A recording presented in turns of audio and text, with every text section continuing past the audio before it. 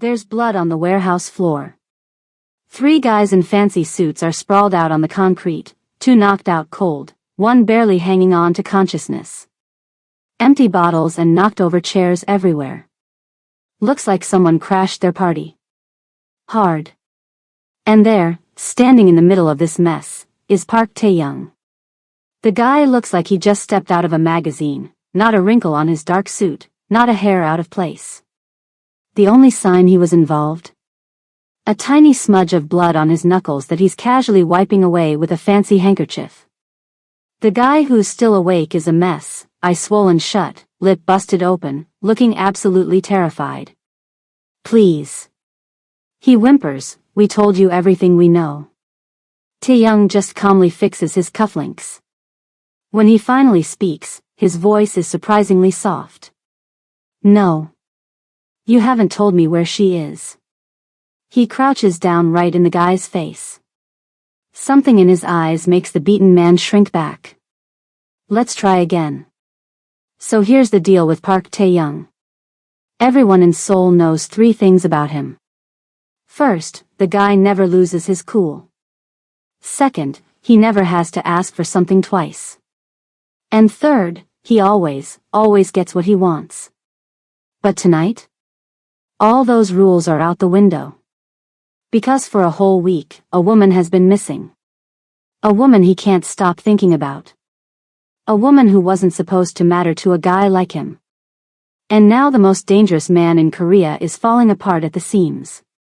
Hey, I get it, you're probably wondering who this woman is and why this powerful guy is turning the city upside down looking for her. Trust me, this story gets crazy intense. If you're into stories about unexpected connections and dangerous secrets, smash that subscribe button and let me know in the comments where you're watching from. Because what happens next?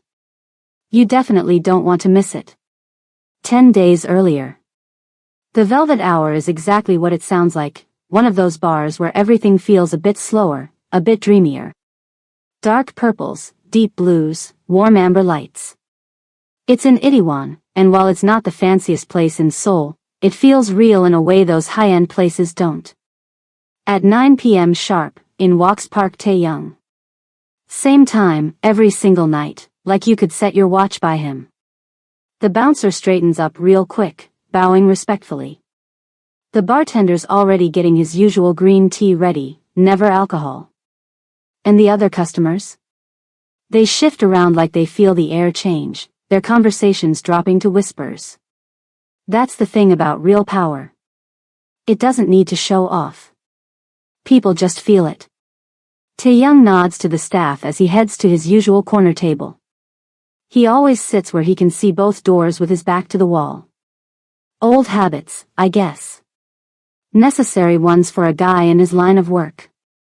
But tonight, like every night for the past 3 months, he's not here for business. He's here for her.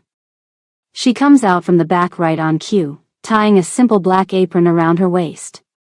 Sidra King. The American waitress. She's tall, with beautiful copper-brown skin and short natural hair that perfectly frames her face. But it's her eyes that catch you. They look like they've seen too much. Like they belong to someone much older. Unlike everyone else who works here, she doesn't flinch when she spots Tae-young. Doesn't rush over all nervous. Instead, she finishes her conversation with the bartender, checks her tables, and only then walks over to him, taking her sweet time. Green tea, she asks in accented but clear Korean. He just nods, watching her carefully. There's something about how she moves, kind of like a dancer, but with this awareness you don't usually see in waitresses. She never fully turns her back to any exit. Never stands too close to strangers. Little things most people wouldn't notice. But Tae-young? That guy notices everything. Something else? She asks, catching him staring. No, he answers simply. Their usual back and forth. As she walks away, he finds himself wondering, like he often does, what her story is. An American woman, all alone in Korea, working at a bar most tourists never find? She doesn't wear flashy jewelry or designer clothes like those foreign women hunting for rich Korean boyfriends. She keeps to herself, only speaks when she needs to, and never shares personal stuff with customers. She's a puzzle. And in Taeyoung's world, puzzles are either opportunities or threats. He still hasn't decided which one Sidra King is. When she brings his tea, she sets it down super carefully. Their fingers brush for just a split second. He notices a fresh cut on her knuckle. "Your hand," he says. She seems surprised that he noticed something so small. "Broken glass." "It's nothing." But the way she quickly hides her hand? That's not nothing. That's training. Hiding weakness is second nature to certain types of people. People just like him. The night goes on as usual. Taeyoung sips his tea, checks his phone now and then. Sidra moves between tables, quiet and efficient. Their eyes meet across the room twice. Both times, she looks away first. At 11:30, he leaves his usual big tip and heads out without making a fuss. This is their little ritual. 3 months of this same careful dance. No words beyond what's necessary. Just watching. Sizing each other up. Like two wolves circling each other, neither wanting to show their teeth first. The next night, everything changes. Taeyoung shows up at his usual time, nods to the familiar faces. But when he gets to his table, it's not Sidra who comes over. Instead, this younger Korean waitress named Jaewon hurries up, hands literally shaking as she bows. "Good evening, sir. Green tea?" Taeyoung scans the whole room. No Sidra anywhere. "Where is the American waitress?" he asks, keeping his voice casual. Jaewon's eyes go wide. She glances toward the bar, where the manager is suddenly super interested in cleaning glasses that already look spotless. "She's sick today. Just a cold." "Nothing serious," Jaewon says too quickly. Taeyoung studies her face. This girl is definitely lying. Maybe not completely, Sidra might have actually called in sick, but there's something else going on. "I see," he says, accepting the tea with a nod. Throughout the evening, he watches how the staff is acting. The manager keeps checking his phone, looking worried. The bartender and Jaewon keep exchanging these concerned looks when they think nobody's watching. Even the bouncer seems extra jumpy, checking IDs more carefully than usual. Something's definitely up. Something more than just someone calling in sick. The next night, Taeyoung comes back. Still no Sidra. This time when he asks about her, Jaewon sounds even more nervous. "Still sick. Might be the flu. She'll probably be back tomorrow." Third night. No Sidra again. The staff's answers get vague and evasive. By night 4, Taeyoung's had enough. He's not the type of guy who's used to being kept in the dark about anything. When he finishes his tea, instead of leaving, he walks straight up to the manager. "I'd like to talk to you. Privately." The guy goes pale. "Of course, sir." In the tiny office behind the bar, Taeyoung shuts the door and cuts right to the chase. "Sidra King. Tell me what happened." The manager's eyes dart around the room like he's looking for an escape route. "She just called in sick a few days ago. Said she needed some time off." And nothing, sir. That's all I know." Taeyoung steps closer, his voice getting quieter. "Do you know who I am?" The man swallows hard. "Yes, sir." "Then you understand that I can make things very difficult for this place. Or very easy." He lets that sink in. Now. The truth. Under pressure, the manager cracks like an egg. "She sounded scared on the phone. Said she needed a week off, maybe longer. Asked for an advance on her pay. When I asked what was wrong, she just said it was personal. But..." He stops. "But what?"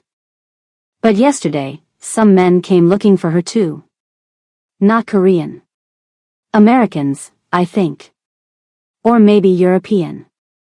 They didn't say much, just asked when she'd be back. They didn't look like friends. Taeyoung's face stays calm, but something cold settles in his chest. Did they leave names? Contact information? No, sir. But they left this. The manager reaches into his desk drawer and pulls out a business card. Just plain black with a silver design, an S wrapped around what looks like a globe. Taeyoung knows exactly what it is the second he sees it. The Syndicate.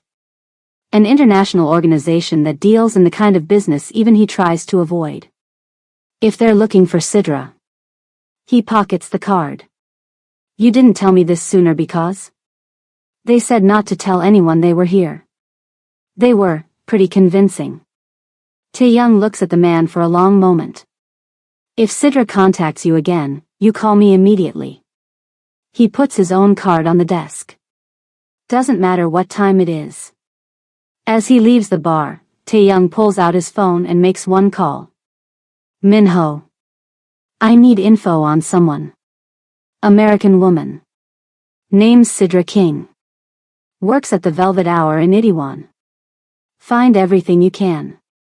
And I mean everything. He pauses, looking up at the night sky. And Minho? The syndicate is involved. Watch your back.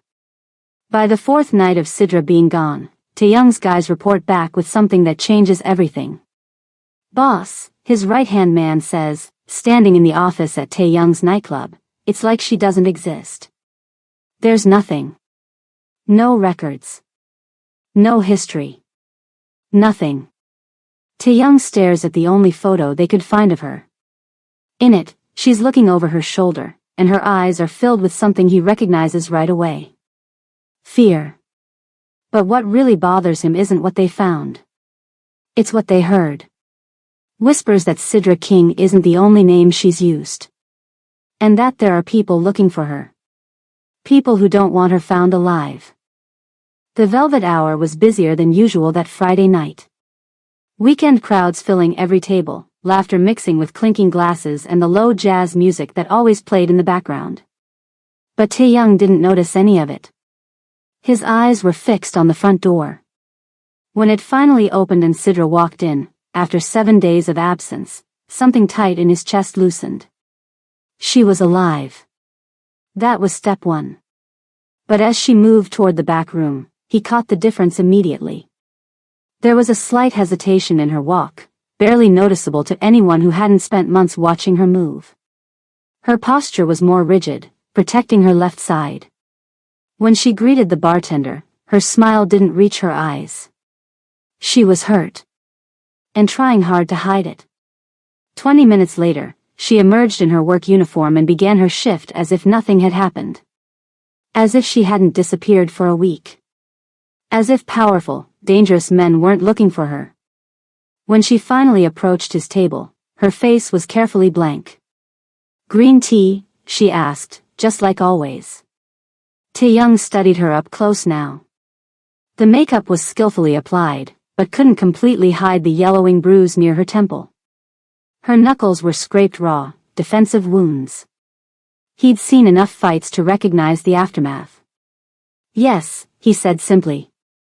Then, breaking their usual pattern, you were gone a while. Her eyes flickered, surprise, then caution. Just sick. Flu season. The lie hung between them. He didn't call her on it. Not yet. It must have been serious, he said instead. She shrugged one shoulder, not both, he noticed. The left one was giving her pain. I'm better now. As she turned to leave, he spoke again. Sidra. She froze at the sound of her name on his lips, he'd never used it before. It's good to see you back. Something complicated passed over her face. For a moment, the mask slipped, and he glimpsed genuine confusion. She wasn't used to people caring if she disappeared. Thank you, she said quietly, and walked away. In the back room, Sidra leaned against the wall, taking a moment to breathe through the pain in her ribs. Probably cracked, but not broken. She'd had worse. Jaiwan bounced up beside her, eyes wide.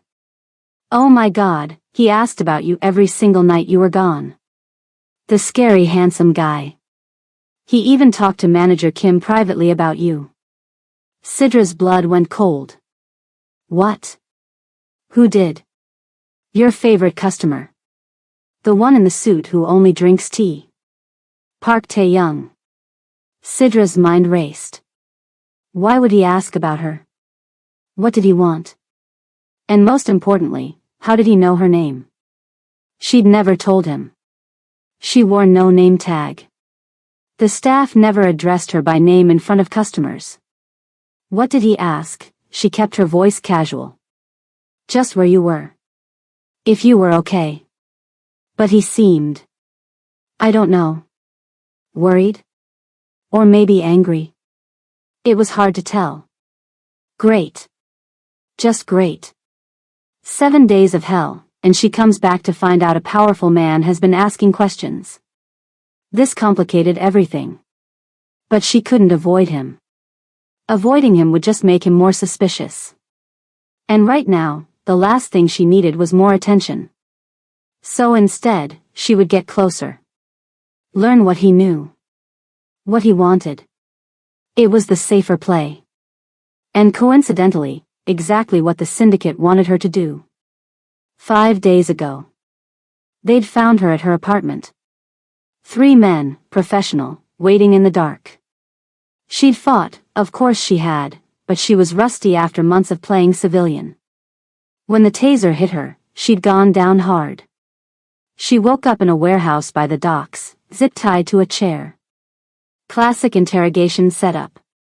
Hello, Spectre, a familiar voice said. Marcus. Her former handler. Silver-haired, elegant, with eyes like a shark. He'd trained her. Trusted her. Until she discovered the truth about their operations and tried to run. We've missed you, he smiled, no warmth reaching his eyes. 6 months is a long manhunt, even for someone with your talents. What do you want? She'd asked, testing the zip ties. Too tight. No give. Originally? To make an example of you. Can't have our best assets thinking they can just walk away. He circled her chair. But plans change. Opportunities arise. And you, my dear, have accidentally positioned yourself perfectly for something much more valuable. He'd shown her the file then. The target. Park Tae-young. The man who'd been watching her for months at the bar. The quiet, dangerous man she'd been secretly observing right back. Funny coincidence, isn't it? Marcus smirked. He's taken quite an interest in you. Which gives you something no other operative has, access. The ultimatum was simple. Kill Park Tae-young within 30 days, and the syndicate would wipe her slate clean. She could disappear for real this time, with new identity papers. Protected from retaliation. Refuse, and they'd make her disappear in a different way. Permanently. Why him? She'd asked. What did he do? Marcus had smiled that cold smile again. He exists in our way. That's enough.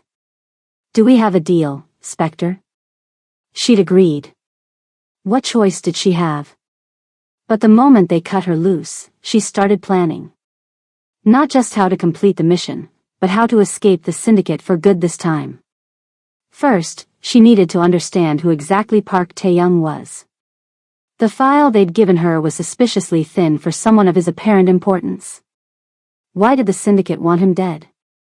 What was the real reason? And why was she still hesitating at the thought of killing a man who was, by all accounts, as dangerous as herself? Back at the Velvet Hour, Sidra moved through her shift in a daze.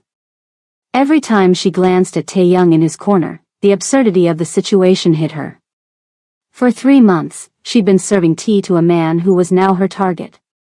All those quiet observations, the careful distance, and neither of them had known they were on a collision course. When she brought him his second pot of tea, she made a decision. She needed information. She needed to get closer.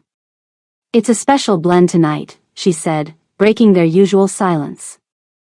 Jeju green tea with a hint of ginger. Good for the immune system. She paused. In case you caught whatever was going around. His eyebrow raised slightly, the first genuine expression of surprise she'd ever seen on his face. Thoughtful, he said. Thank you. A beat passed between them. Something different. Something changing. I heard you asked about me while I was gone, she said, pushing her luck. Pushing for a reaction. His eyes met hers, unreadable. I did. Why? He considered her for a moment, then gestured to the empty chair across from him. An invitation. She shouldn't sit. She should keep her distance, stay professional. But she pulled out the chair and sat down, conscious of the knife hidden at her ankle. Of the 30-day deadline hanging over her head. I'm a creature of habit, he said simply. When things change, I notice. I'm just a waitress, she countered. His lips curved slightly. We both know that's not true. Her heart skipped. What exactly did he know? What do you mean? She kept her voice steady. Americans don't just come to Korea to serve drinks, especially not to the kind of crowd that comes here. His eyes never left hers. Everyone has a story, Sidra King. I'm simply curious about yours. The way he said her name, like he was testing it, tasting it for authenticity. He knew. He knew something wasn't right. It's not very interesting, she deflected. I disagree. He took a sip of his tea. But I won't push. Not tonight. A small reprieve. But his next words caught her off guard. Would you join me after your shift? For tea, elsewhere? There's a place nearby that stays open late. Quieter than here. Every instinct screamed danger. But every instinct also told her this was her chance to gather intelligence. To figure out exactly what she was dealing with. And somewhere deeper, beneath the training and the survival calculations, something else whispered, curiosity. This enigmatic man had watched her for months without making a move. Why now? What changed? I'd like that, she heard herself say. His smile was small but genuine. The first real one she'd seen. Good. As her shift wound down, Sidra kept glancing at Taeyoung's table. He seemed content to wait, checking his phone occasionally, sipping his tea with unhurried patience. She agreed to tea after her shift, telling herself it was for the mission. Just information gathering. Nothing more. But as she watched Taeyoung wait patiently at his corner table, a horrifying realization dawned on her. The syndicate hadn't randomly assigned her this target. They knew. Somehow, they knew he'd been watching her. Which meant only one thing, someone had been watching them both. And suddenly, the small black car she'd noticed outside the bar for the third night in a row took on a much deadlier significance. The tea house was tucked away down a narrow alley that Sidra would have walked past 100 times without noticing. No flashy sign, just a simple wooden door with faded characters painted above it. The kind of place only locals knew about. Inside, it was like stepping into another time. Low tables, cushions instead of chairs, soft traditional music playing from hidden speakers. An old woman greeted Taeyoung with a respectful bow and led them to a private corner behind a decorative screen. You come here often? Sidra asked as they settled onto the cushions. Since I was a teenager, Taeyoung replied. It hasn't changed in 30 years. The old woman returned with a tray, setting down a cast iron teapot and 2 small cups without handles. No menu, no questions. Clearly, Taeyoung was a regular. Sidra watched him carefully. In the bar, he was intimidating, power and danger wrapped in an expensive suit. Here, something shifted. His shoulders relaxed slightly. His eyes seemed less cold. Still guarded, but different. So, he said, pouring tea into both cups with practiced movements. You're feeling better. And so the dance began. Questions that weren't really questions. Answers that weren't really answers. Much better, thank you, she smiled politely. Just needed rest. His eyes flicked to her temple where the bruise was hidden under makeup. Rest. Of course. Sidra took a sip of tea to hide her discomfort. It was fragrant, complex, nothing like the commercial stuff served at the bar. This is amazing, she said, genuinely surprised. White tea from High Mountain Gardens. Hard to find outside China. He studied her over his cup. You know tea? A little. I traveled through China once. His eyebrow raised slightly. Business or pleasure? Neither, she replied honestly. More like necessity. That caught his interest. Good. Let him think he was getting somewhere. How does an American end up in Seoul? He asked, changing tactics. It's not exactly a common destination for someone like you. Someone like me? A woman alone. With skills. She tensed. I'm just a waitress. A waitress who notices exits first when entering a room. Who never stands with her back to a door. Who moves like someone trained to fight. He took another sip of tea, eyes never leaving hers. I notice things, Sidra. She could deny it, but what was the point? He'd already seen too much. Maybe I just had a rough past. Learn to be careful. Maybe, he agreed, not pushing further. We all have pasts. Even you, she ventured. A ghost of a smile touched his lips. Especially me. For the next hour, they circled each other with words. He asked about America. She gave vague answers about growing up in Chicago. She asked what he did for work. He mentioned import-export businesses and investments without specifics. Both giving enough to keep the conversation going, never enough to reveal anything real. Yet despite the verbal sparring, there was something comfortable about sitting with him. He didn't talk much, but when he did, he listened to her answers with full attention. No checking his phone, no scanning the room. Just present. It was nice. Dangerous, but nice. When they finished the pot of tea, Tae-young insisted on walking her home. Another complication. Another challenge. That's not necessary, she protested as they stepped outside into the cool night air. It's late, he said simply. And Itaewon isn't always safe at this hour. The irony wasn't lost on her. The most dangerous man in Seoul, concerned for her safety. They walked in comfortable silence, the streets quieter now, most bars and restaurants closed. When they reached a residential area about 15 minutes from the bar, Sidra stopped in front of a modest apartment building. This is me, she lied, gesturing to the building. Apartment 303, she decided on the spot. An easy number to remember if he asked. Tae-young looked at the building, then back at her. His expression gave nothing away. Was he buying it? Thank you for the tea, she said. And the walk. He nodded. It was my pleasure. There was a moment then, a brief pause where the night seemed to hold its breath. His eyes met hers, and something shifted between them. Not just curiosity or suspicion. Something else. Something that made her heart beat a little faster. Good night, Sidra, he said softly. Good night, Tae-young. She turned and walked toward the building entrance, feeling his eyes on her back.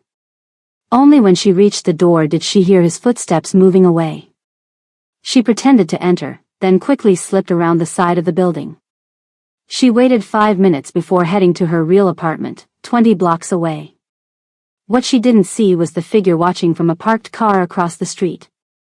Or the way they raised a phone to take photos of both her and Tae-young. Or how they followed Tae-young after he left. And she certainly didn't see Tae-young notice the tail, and deliberately lead them on a wild goose chase through the city before losing them in a crowded night market. The next morning, Tae-young sat in his office overlooking the Han River. Floor-to-ceiling windows offered a panoramic view of Seoul, but his attention was fixed on the tablet in his hands. She doesn't live there, Minho reported, standing at attention. Building managers never heard of an American tenant. We checked all the surrounding buildings too. Nothing. Interesting, Tae-young murmured, swiping through the file Minho had compiled. We did find something else though. Minho hesitated. The syndicate's definitely active in Seoul again. 3 new operatives arrived last week. They've rented an office in Gangnam under a shell company. Very clean, very professional. Purpose? Unknown. But their arrival coincides with Sidra King's disappearance and return. Tae-young leaned back in his chair, thinking. The pieces were there, but they weren't connecting yet. The syndicate. Sidra. Her mysterious past and her obvious lies. There's no direct connection, Minho added, as if reading his thoughts. But the timing. Keep looking, Tae-young ordered. And have someone watch her. Discreetly. After Minho left, Tae-young pulled up the photos they'd taken of Sidra. The waitress with secrets in her eyes.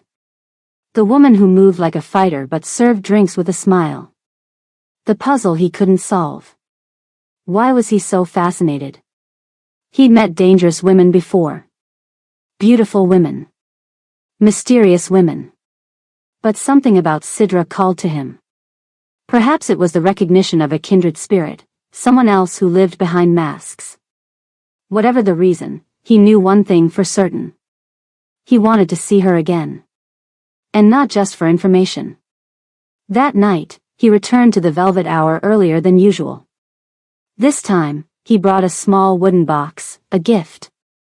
Sidra noticed him immediately when he walked in. Something flickered across her face, surprise? Pleasure? Before she composed herself and approached his table. You're early tonight, she said. I brought you something. He pushed the wooden box across the table. Thank you, for joining me yesterday. She looked at the box warily, like it might contain a trap. Cautious. Smart. You didn't have to do that. I wanted to. Slowly, she opened it. Inside was a small tin of the white tea they'd shared. Oh, she said softly, genuine surprise in her voice. Thank you. That's really thoughtful. It reminded me of you, he found himself saying. Unexpected. Complex. A slight blush colored her cheeks. Not the reaction of a hardened operative. A real person, beneath the armor. She sat down across from him, forgetting her other tables for a moment. Can I ask you something? She said. You can ask. Why me? You've been coming here for months. You've never talked to any other staff. Never invited anyone for tea. Why start now? It was a fair question. One he'd asked himself. Because you're different, he answered honestly. You don't belong here, serving drinks and making small talk. Just like I don't belong among normal businessmen discussing stocks and golf scores. We recognize our own kind, Sidra. And what kind is that? She asked quietly. People who live in shadows. People who watch rather than being watched. People who carry secrets. Her eyes widened slightly. He'd surprised her with his directness. That's a lot to assume based on serving you tea, she tried to deflect. Is it? He leaned forward slightly. Where did you learn to fight? What makes you think I can fight? The calluses on your hands. The way you move. The way you assess everyone who enters a room. He paused. The defensive wounds on your knuckles when you returned. She was silent for a long moment. Then, my father was in the military. He taught me some basics. Self-defense. Your father, he repeated. The one you said died when you were 12? Or was it 14? You mentioned both ages yesterday. She froze, realizing her slip. 14. I misspoke earlier. He nodded, accepting her correction without comment. Let her think he believed her. For now. I should get back to work, she said, standing up. Thank you again for the tea. Sidra, he called as she turned away. I'll wait for you again tonight. If you'd like another walk home. She hesitated, clearly weighing her options. I'd like that, she finally said. As she walked away, Taeyoung watched her move through the crowded bar. Graceful. Efficient. Beautiful. Dangerous. Whatever game she was playing, he was fully invested now. And if she was connected to the syndicate somehow? If she was here for a reason that involved him? Well, that would make things even more interesting. Later that night, as Taeyoung studied the surveillance photos on his desk, his phone rang. It was his contact in immigration. We found something on your waitress, the voice said. 6 months ago, a woman matching her description entered the country with different papers. Different name. But there's something else. Taeyoung's grip tightened on the phone. There was an incident at the airport the same day. A man was found unconscious in a bathroom. Military background. He had a syringe and a tracking device. Taeyoung stared at Sidra's photo. Who are you running from? He whispered. What he didn't know yet was that it wasn't just Sidra's past that was dangerous. It was her deadline. 19 days left to complete her mission. 19 days until one of them had to die. It was a quiet Tuesday night at the Velvet Hour. The kind of slow shift where Sidra found herself wiping down already clean tables just to stay busy. Only a handful of customers scattered throughout the bar, soft jazz playing in the background. Taeyoung hadn't arrived yet, which was unusual. He was always punctual, always in his corner table by 9 p.m. Sidra caught herself checking the door whenever the bell chimed. Waiting for him. Not good. Getting attached to her target was the last thing she needed. Around 9:30, the door swung open, and 3 foreign men walked in, Americans or maybe Europeans, loud and already half-drunk. They grabbed a table in Sidra's section, laughing and talking over each other. She approached with a practiced smile. Welcome to the Velvet Hour. What can I get you? The largest of the 3 looked her up and down, his smile turning predatory. Well, hello beautiful. Didn't expect to find someone like you in Korea. Sidra kept her smile fixed in place.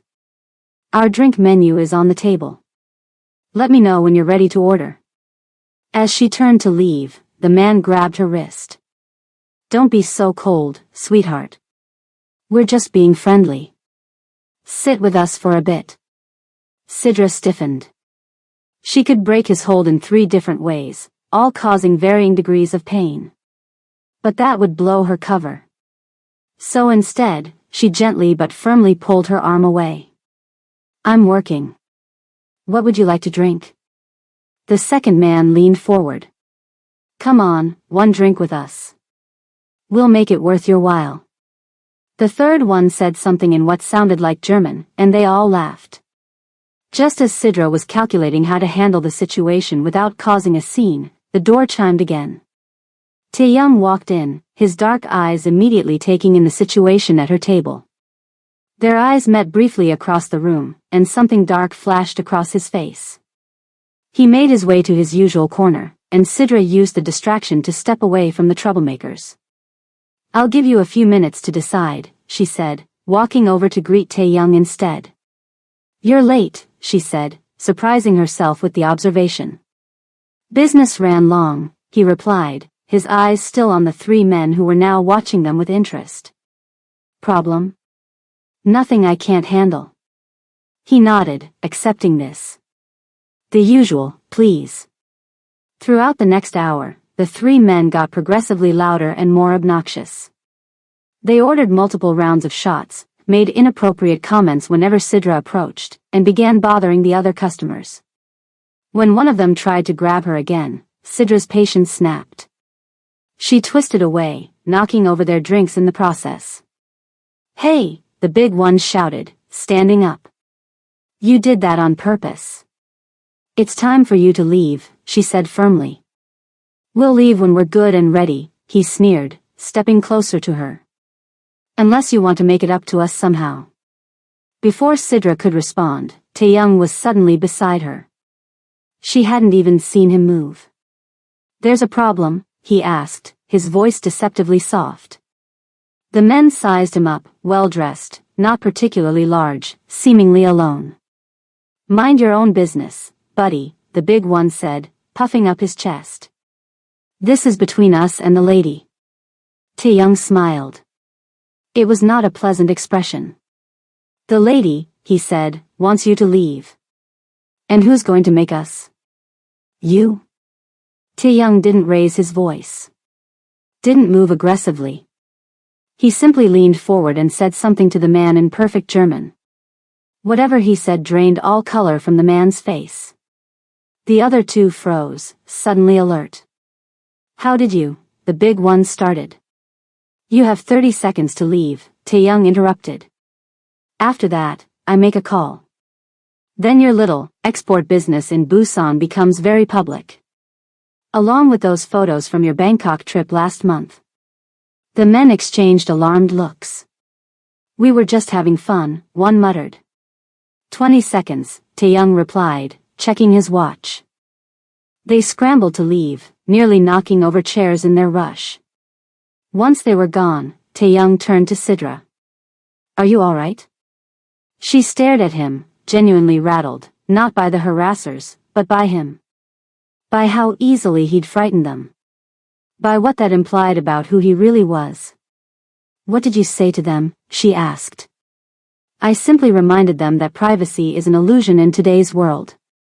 His eyes were still cold. Especially for men with secrets. You knew who they were. I make it my business to know things. He paused, studying her face. You weren't afraid of them. It wasn't a question, but she answered anyway. I've dealt with worse. Yes, he said softly. I believe you have.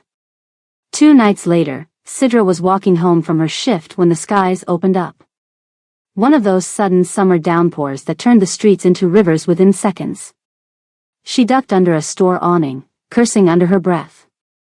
Her apartment was still 15 minutes away, and she'd be soaked in seconds if she tried to make a run for it. That's when the black car pulled up to the curb beside her.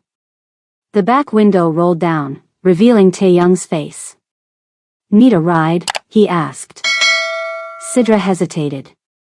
Getting into his car would mean no way to control where they went. A security risk. But standing here soaking wet wasn't ideal either.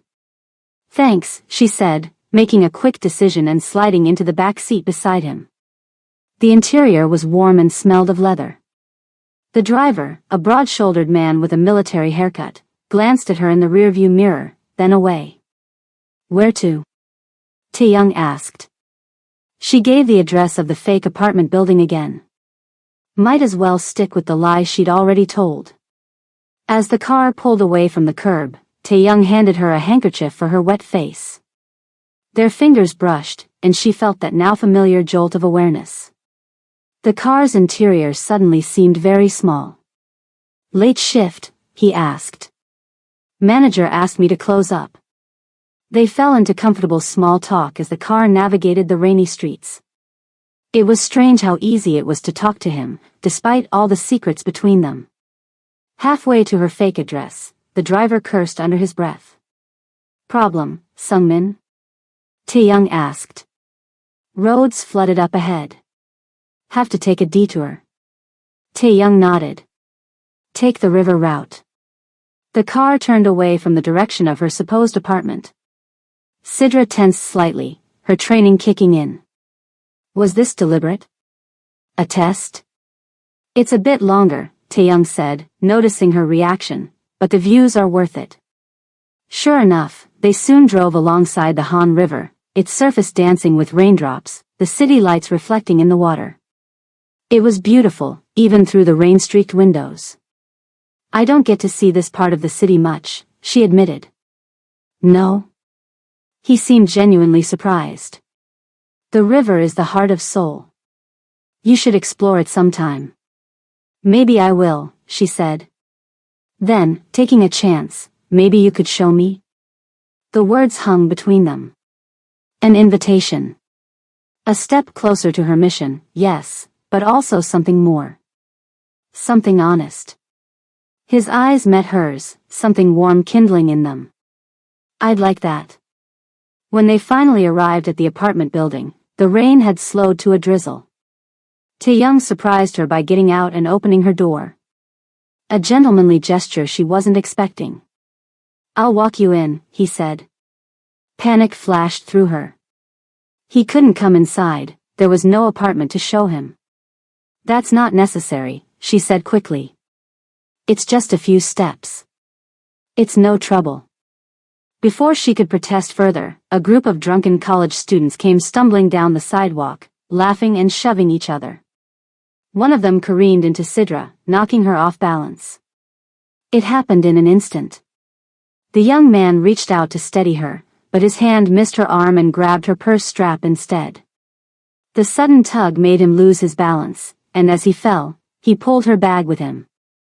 On instinct, pure, trained instinct, Sidra reacted. She pivoted, using his momentum against him, and twisted her bag free while simultaneously sweeping his feet from under him. He landed hard on his back, the air rushing from his lungs with an audible whoosh. The whole move took less than 2 seconds. His friends stopped, suddenly sober. Tae-young stood perfectly still, his eyes fixed on her with new intensity. Realizing what she'd done, Sidra quickly shifted into apology mode. Oh my gosh, I'm so sorry. It was just a reflex. Are you okay? The young man wheezed, trying to catch his breath. His friends helped him up, all of them now keeping a careful distance from her. We're sorry, one of them said, bowing slightly. Our friend is very drunk. They hurried away, casting nervous glances over their shoulders. When they were gone, Sidra turned to face Tae-young, mind racing for an explanation. But his expression wasn't suspicious. If anything, he looked impressed. That was quite a reflex, he said mildly. Like I told you, my father taught me some things. She tried to sound casual. Some things, he repeated. Indeed. A moment passed between them, charged with unspoken questions. I should go in, she said finally. Of course. He took a step closer, reaching out to brush a raindrop from her cheek. The touch was gentle, unexpected. Good night, Sidra. Good night, Tae-young. She watched him get back into his car before heading into the building lobby. Once he drove away, she waited 10 minutes, then slipped out a side door to make her way to her real apartment. All the way home, she couldn't stop thinking about his face when she'd taken down that college student. Not shock. Not suspicion. Recognition. As if he'd finally confirmed something he already knew. And the strangest part? She felt relieved. Like she was tired of hiding who she really was. A dangerous thought for someone in her position. 3 days later, Sidra met her handler in a crowded shopping mall food court. Public place. Lots of exits. Hard to monitor. Marcus wasn't there himself, he never did fieldwork anymore. Instead, it was a woman Sidra knew only as Lily, a mid-level syndicate operative with cold eyes and a permanently bored expression. You're moving too slowly, Lily said without preamble, picking at a bowl of bibimbap. It's been over a week. I'm being careful, Sidra replied. He's not an easy target. He has security. Routines. I need to establish trust. Trust, Lily repeated with a thin smile. Is that what you're establishing? Because our surveillance suggests something else entirely. Sidra kept her face neutral. The mission requires getting close to him. Not that close. Lily pulled out her phone, showing a photo of Tae-young brushing that raindrop from Sidra's cheek. This isn't professional. This is personal. And that makes us concerned. I know what I'm doing. Do you?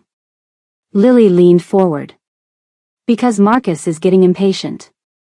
He's starting to think you might be stalling. And if that's true? She let the threat hang in the air. I'm not stalling, Sidra insisted. But rushing this would be sloppy. If I do it wrong, it'll lead straight back to the syndicate. Lily studied her for a long moment. You have 2 weeks left.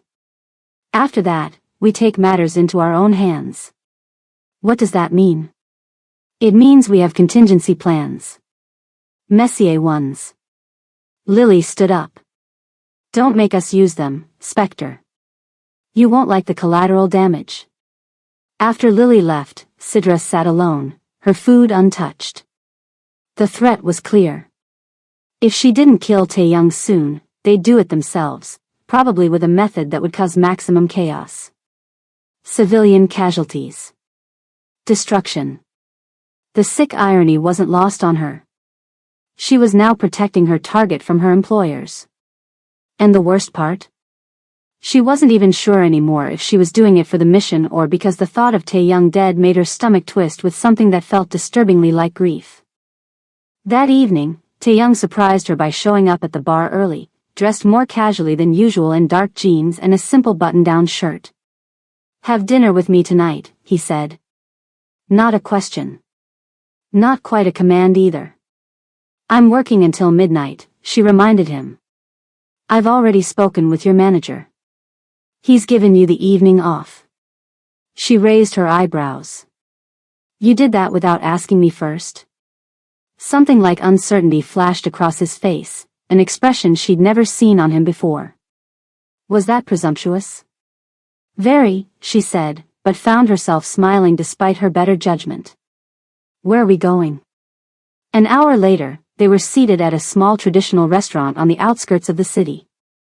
No fancy decor, no tourist menus. Just incredible food served by an elderly couple who greeted Tae-young like family. You've been coming here a while, Sidra observed as they settled at a low table in a private room. Since I was a boy, he said, surprising her. My grandfather used to bring me. It was the first personal detail he'd volunteered about his past. You were close to him? Tae-young nodded, a softness entering his eyes. He raised me after my parents died. Taught me everything important. Like what? Patience. Strategy. A faint smile. How to recognize quality in people and things. The elderly woman brought in small plates of food, dish after dish of home-cooked Korean specialties that weren't on any menu. Tae-young thanked her in formal, respectful Korean. As they ate, Sidra found herself genuinely enjoying his company. He was different here, more relaxed, almost normal. He asked about her favorite books, told her about a recent art exhibition, recommended places in Seoul she should visit. Nothing about their respective pasts. Nothing about what either of them did for a living. Just two people sharing a meal. Why did you really invite me tonight? She asked as they finished their tea. He considered her question, taking his time. Because when I'm with you, I'm not thinking about business. Or obligations. Or the past. He paused. It's peaceful. The simple honesty caught her off guard. This wasn't manipulation or seduction. It was truth. I feel the same way, she admitted. And God help her, she meant it. After dinner, they walked through a nearby night market, surrounded by the cheerful chaos of vendors and shoppers. The air smelled of street food and incense. Lanterns hung overhead, casting a warm glow. Tae-young bought her a small jade pendant from an old vendor, insisting it would bring her luck. His fingers brushed the back of her neck as he helped her put it on. She suppressed a shiver at the contact. This was dangerous. Not the mission kind of dangerous she was trained for. Something worse. Something that could break her from the inside out. Because she was falling for him. The man she was sent to kill. The man who, despite his gentle manner tonight, was almost certainly as lethal as she was. As they walked through the quiet streets after dinner, Tae-young suddenly stopped.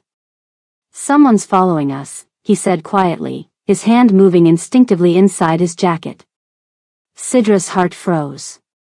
Not now. Not yet. She wasn't ready.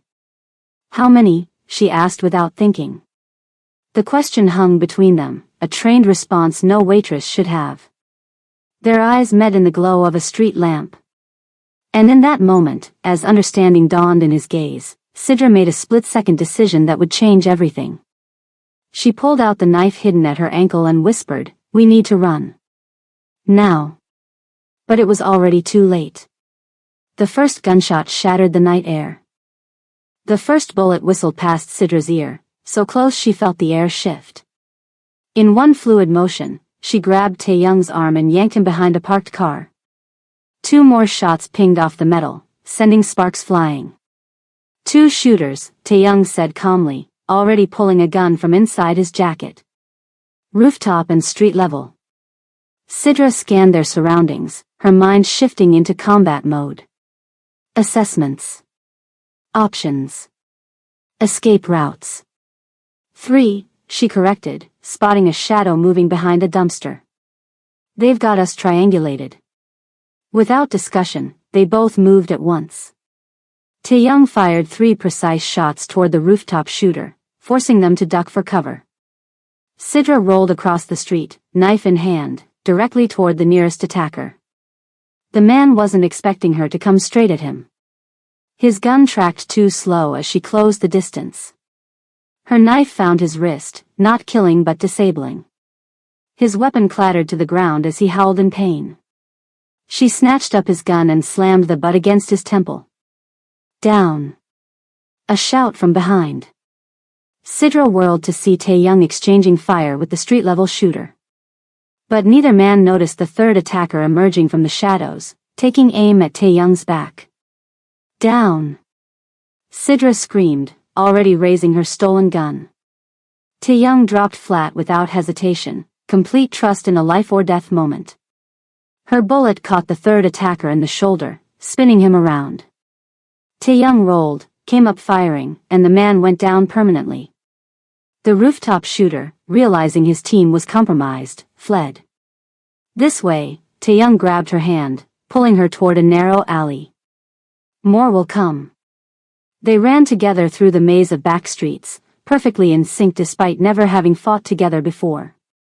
When Sidra spotted a fire escape, Tae-young boosted her up without her having to ask. When Tae-young led them across rooftops, Sidra followed his path exactly, trusting his knowledge of the terrain. 2 more ambushers appeared at the end of an alley. This time, they attacked as one unit, Sidra going low, Tae-young high. The fight lasted seconds. When it was over, Tae-young looked at her with new eyes, not suspicious, but appreciative. Professional to professional. Sirens wailed in the distance. Someone had called the police. "My car is 3 blocks east," Tae-young said, checking his weapon. "Too obvious," Sidra replied. "They'll be watching it." He nodded, accepting her assessment. Alternative transportation, then. 2 minutes later, they were speeding away on a borrowed motorcycle, Sidra's arms wrapped tightly around Tae-young's waist, the wind whipping at their faces. Behind them, red and blue lights illuminated the scene of chaos they'd left behind. "I have to pause here for a second because things are about to get intense. If you're on the edge of your seat wondering what happens next, you're not alone. This is the moment where everything changes between them.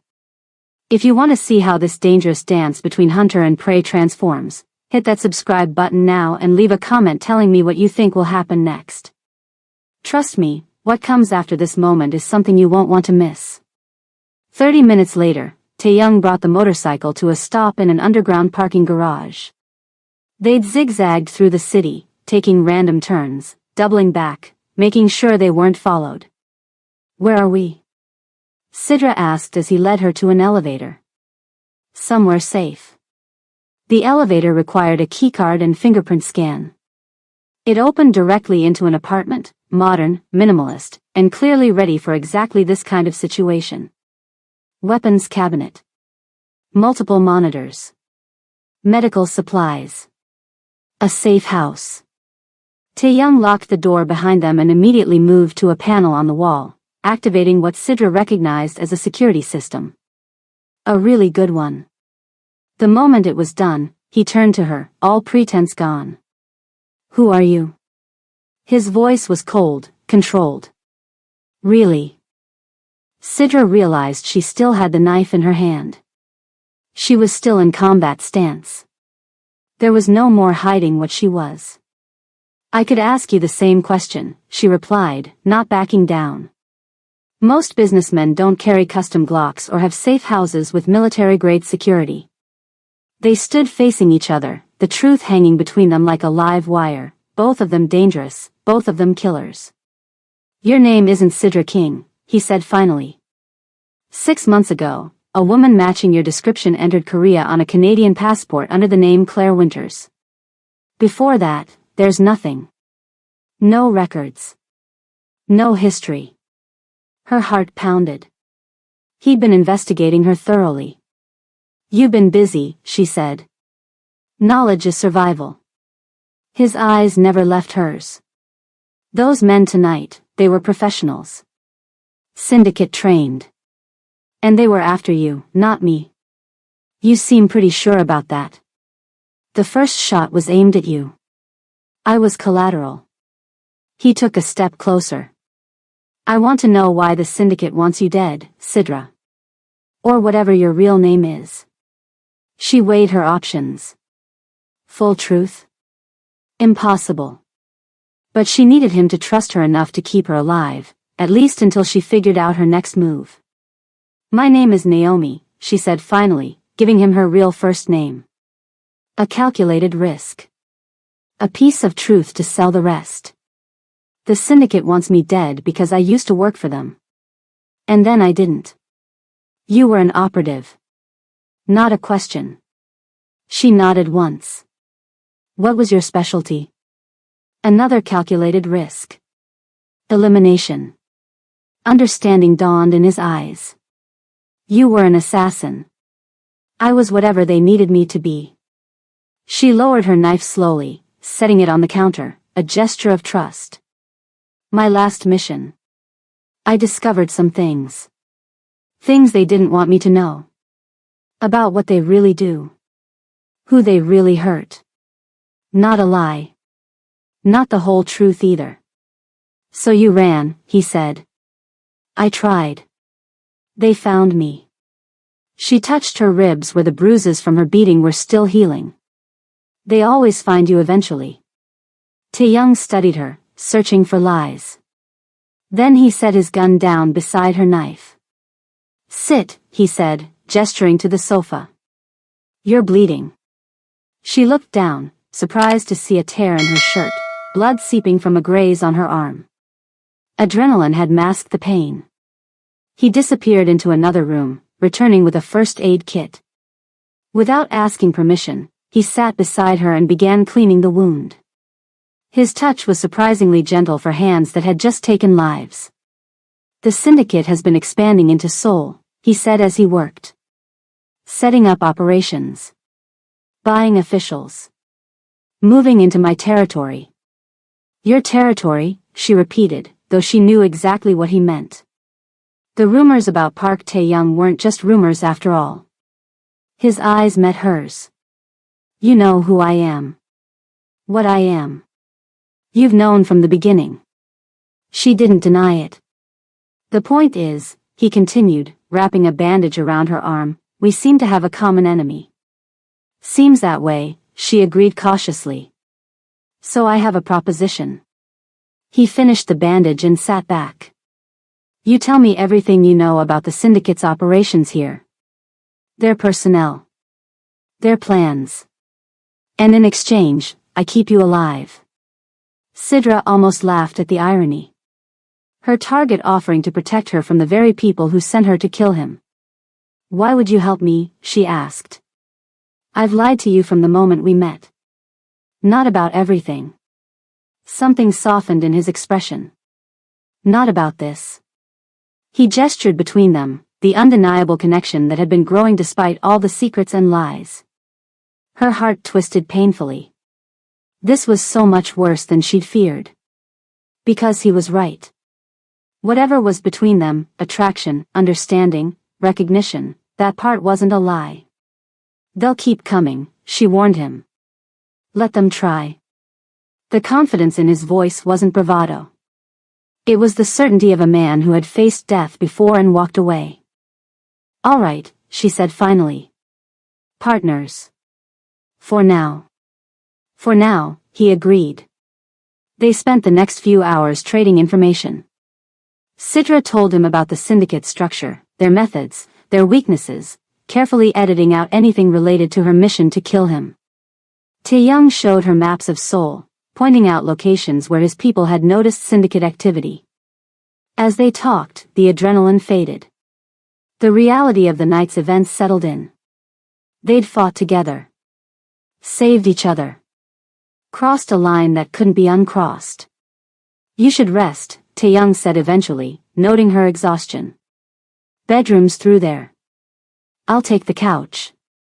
You trust me enough to sleep, she asked, only half joking. His eyes held hers. If you wanted me dead, you had at least 3 chances tonight. What he didn't know was that killing him was exactly why she was here. But now? Now she wasn't sure she could do it. Not just because she needed his protection, but because the thought of him dead made her feel hollow inside. Thank you, she said simply, retreating to the bedroom. Sleep didn't come easily. Her mind raced with impossible choices. The syndicate would never let her go. If she didn't complete her mission, they'd kill her. If she did complete it, she'd lose whatever this was. This connection. This man who somehow saw through her disguises and still wanted her around. Dawn found them still at the safe house, planning their next move. We need to find out who sent those men, Tae-young said, studying the weapons they'd taken from the attackers. Sidra nodded, guilt twisting inside her. Because she already knew. What she didn't know was how to tell him that the woman he'd just trusted with his life had 16 days left to end it.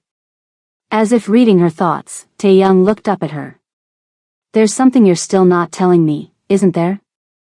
Before she could answer, his phone buzzed. His expression darkened as he read the message. We have a bigger problem, he said. Someone just put a $5 million bounty on both our heads. And they've sent it to every hunter in Asia. Sidra's blood ran cold.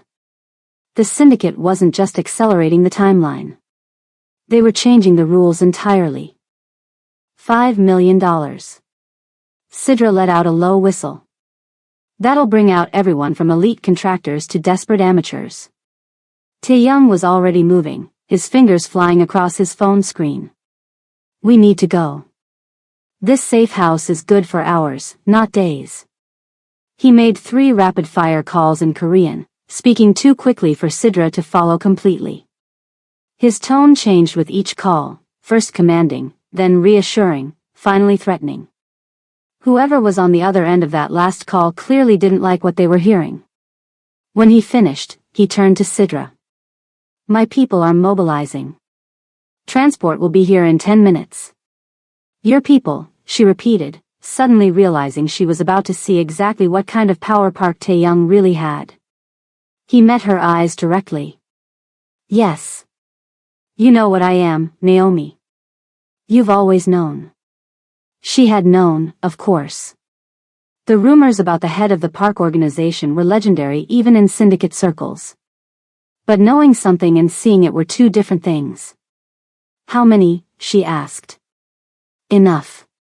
10 minutes later, they were in the back of a sleek black SUV with darkly tinted windows.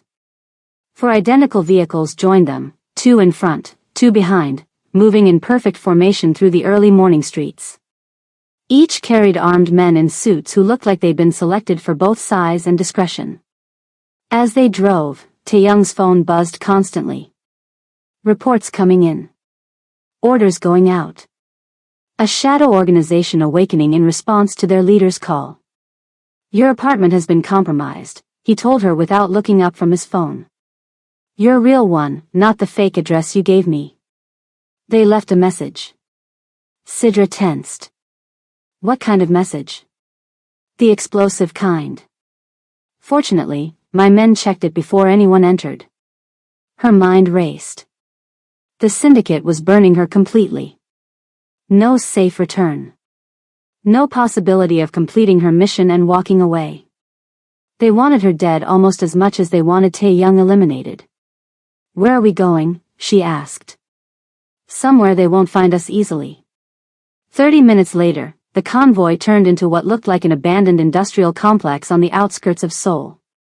But as they approached a nondescript warehouse, a hidden gate slid open, revealing an underground entrance. The vehicles descended into a state-of-the-art parking facility that would have looked at home in a military installation. "Welcome to my home," Tae-young said as they stepped out of the car. What followed was a crash course in just how powerful Park Tae-young really was. The warehouse was merely the shell for a sprawling compound that served as both his residence and the headquarters of his organization. Security personnel moved with military precision. Technology that wouldn't be available on the commercial market for years hummed efficiently in monitoring rooms. Sidra counted at least 30 staff members in their first walk through the facility: security, tech specialists, logistics personnel. All bowed respectfully as Tae-young passed. All watched her with careful, measuring eyes. He led her to a large situation room where a team was already at work, screens displaying maps of Seoul, data feeds, surveillance footage. A tall, broad-shouldered man with a stern face approached them. "Minho," Tae-young nodded to him. "Report." "The bounty posting is confirmed," Minho said, glancing warily at Sidra. 5 million for each of you, dead or alive. Preferably dead. It went out on the dark web 3 hours ago. Source? Anonymous, but the cryptocurrency trail leads to a shell company we've linked to the syndicate before.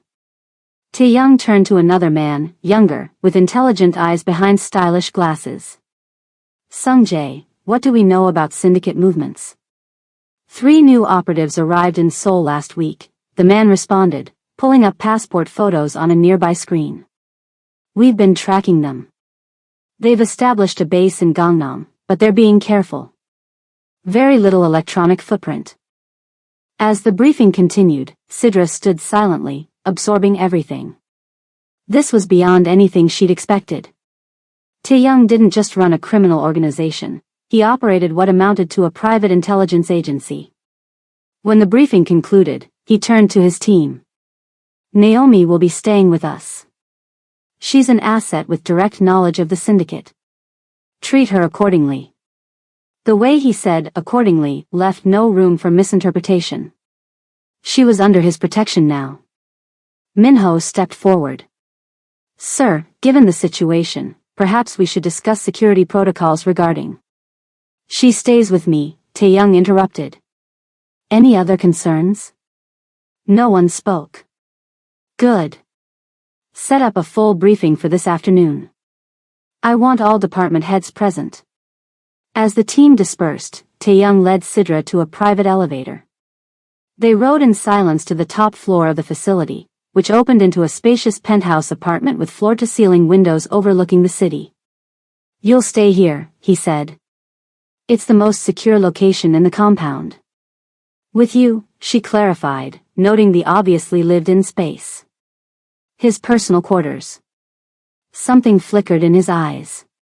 "Yes. My security team insisted on keeping you close. For safety."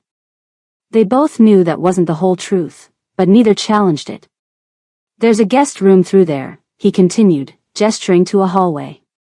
"Bathroom, closet. You'll find clothes that should fit. My staff is thorough." The awkwardness between them was new.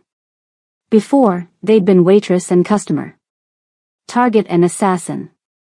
Now they were something undefined, allies by necessity, attracted to each other despite the circumstances, both keenly aware that they were sleeping under the same roof. "Thank you," she said simply. He nodded and turned to leave. "Tae-young," she called after him. He paused. "I've never seen anything like this," she admitted. "Your organization. Your resources. It's impressive." A small smile touched his lips. "And yet, you're not intimidated." Should I be? Most people would be. I'm not most people. His eyes held hers for a moment too long. No. You're not. The tension between them wasn't just about danger anymore. Later that afternoon, after she'd showered and changed into the provided clothes, which fit perfectly, as promised, Sidra found herself alone in Tae-young's apartment. He'd left to attend meetings with his team, giving her free run of the place. Perfect opportunity. She needed to contact her handler. The bounty changed everything. The syndicate had effectively burned her, but they needed to know she was still trying to complete her mission. Still their asset. At least until she figured out a way out of this mess. Checking carefully for surveillance, she found and avoided 3 camera positions. She used a burner phone she'd hidden in her boot to send a coded text to a number she'd memorized. Package delayed. Location compromised. Need new extraction plan. The response came within minutes. Deadline unchanged. Complete the job or suffer consequences. New contact point, tomorrow, 3 p.m., Grand Palace Mall, food court. So that was it. No extension. No help. Just the same ultimatum, kill Tae-young or die trying. She destroyed the phone immediately, flushing the pieces down the toilet. 15 days left. And now she was living in her target's home, under his protection, while secretly plotting his death. Or was she? The question nagged at her. Did she still want to complete the mission? Could she kill him after he'd saved her life? After seeing who he really was? The answer terrified her. The syndicate has been systematically infiltrating key sectors in Seoul for the past year, Minho explained, pointing to a map displayed on the large screen in the conference room. Tae-young sat at the head of the table, Sidra beside him. Around them were his top lieutenants, 8 men and 2 women, all with the sharp, assessing eyes of people who had survived in dangerous worlds. Banking, real estate, tech, and most recently, transportation, Minho continued. They've established shell companies, placed operatives in strategic positions, and begun bribing officials previously loyal to us.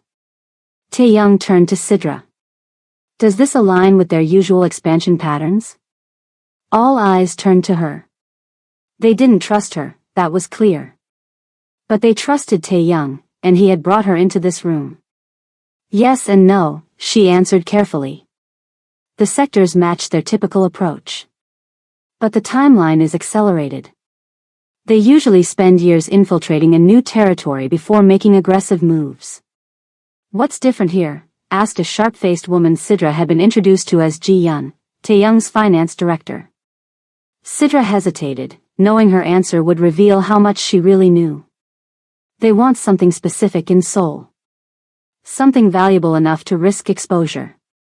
Or someone, Tae-young added quietly, his eyes meeting hers. A tense silence fell over the room. We need more information, Tae-young finally said. Intelligence suggests the syndicate has established a safe house in Gangnam. Secondary operations only, but it may contain valuable intel. He looked around the table. We're going to take it. When? Minho asked. Tonight. Small team. Surgical approach. Tae-young turned to Sidra. You know their protocols, their security measures. It wasn't a question, but she nodded anyway. Then you're coming with us. Several of his lieutenants shifted uncomfortably. Ji-yun spoke what they were all thinking. Sir, with respect, can we trust her in the field? Against her former employers? Sidra met the woman's suspicious gaze directly. The syndicate put a bounty on my head. They sent men to kill me. They blew up my apartment. Her voice hardened. Trust me or don't, but we have the same enemy now. Tae-young's expression remained neutral, but something like approval flickered in his eyes. It's decided. Naomi comes with us. The meeting continued, details of the operation discussed and assigned. Throughout it all, Sidra felt the weight of her double role pressing down on her. Every piece of information she gave them was accurate. She needed this raid to succeed, needed to prove her value to Tae-young. But she was still withholding the most important truth of all. Night fell over Seoul. In a nondescript van parked a block from the target location, Tae-young's strike team made final preparations. 5 men including Min-ho, all dressed in black tactical gear. Tae-young himself, checking a matte black handgun with practiced efficiency. And Sidra, feeling strangely at home in combat attire once again. 2 entrances, front and back, she reminded them, pointing to the building schematic. Standard syndicate protocol means 2 guards minimum, rotating half-hour patrols. Security system will be high-end commercial, nothing custom. They save the serious hardware for major bases. Min-ho handed out earpieces. Comms check. Everyone confirmed their equipment was working. Remember, Tae-young said, this is intelligence gathering, not elimination. We want to be ghosts. In and out without them knowing until it's too late. The team moved out, splitting into 2 groups to approach from different angles. Sidra stayed with Tae-young, their movements perfectly synchronized as if they'd worked together for years instead of hours. At the back entrance, she knelt by the security panel, quickly identifying the model. Standard Beretta system. Give me 2 minutes. As she worked on bypassing the alarm, Tae-young watched their surroundings with the focused alertness of a predator. The ease with which they fell into these roles, her the technical specialist, him the protective overwatch, felt unnervingly natural. The security panel beeped softly, green light blinking. We're in, she whispered. They moved through the darkened building silently, following the schematic they'd memorized. No sign of guards yet, either they were elsewhere in the building or the syndicate was running a lighter security detail than standard. Sidra felt a prickle of unease. Too easy. They located what appeared to be the main operations room, computers, filing cabinets, a large map of Seoul on the wall with locations marked. Min-ho's team reported they'd secured the front of the building. Still no encounter with guards. Something's wrong, Sidra muttered. There should be more security. Tae-young nodded his agreement, eyes scanning the room carefully. Let's be quick. Download everything you can, he ordered his tech specialist. Naomi, help me with the physical files. They worked rapidly, photographing documents, downloading data, gathering anything that looked valuable. Sidra found a locked cabinet and made quick work of it with tools from her kit. Inside were personnel files, syndicate operatives positioned throughout Seoul. She handed them to Tae-young, who began quickly photographing each page. Then she found it, in a red folder marked Priority. Operation Plans. Target Lists. And Tae-young's name at the top. She was about to say something when a small sound, barely perceptible, caught her attention. Years of training made her react without thinking. Down, she shouted, lunging toward Tae-young. The window exploded inward as she collided with him, sending them both to the floor. Gunfire erupted, bullets tearing into the wall where they'd been standing seconds before. Sniper. Tae-young called into his comm, all units were compromised. The building's lights suddenly flashed on. Alarms blared. The ambush was sprung. What followed was controlled chaos. Syndicate operatives poured in from hidden rooms. It had been a trap all along. They'd been expected. But Tae-young's team was good. Really good. They fought with the coordination of people who had trained together for years, covering each other, moving as a unit. And Sidra found herself fighting alongside them as if she belonged. When a syndicate agent cornered Min-ho, she was there, taking the man down with a precise strike. When 2 more rushed Tae-young, he dropped one while she handled the other, their movements perfectly complementary.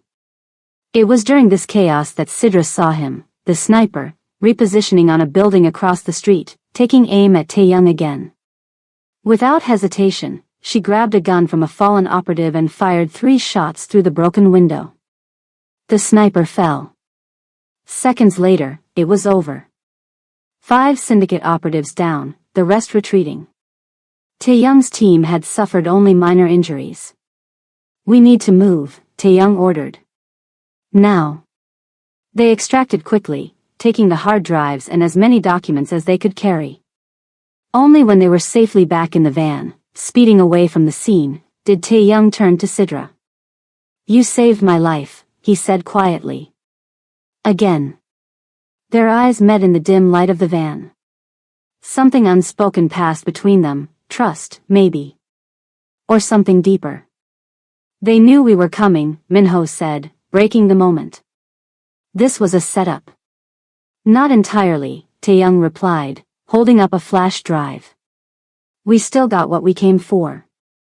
Back at the compound, the team gathered in the situation room to assess their findings.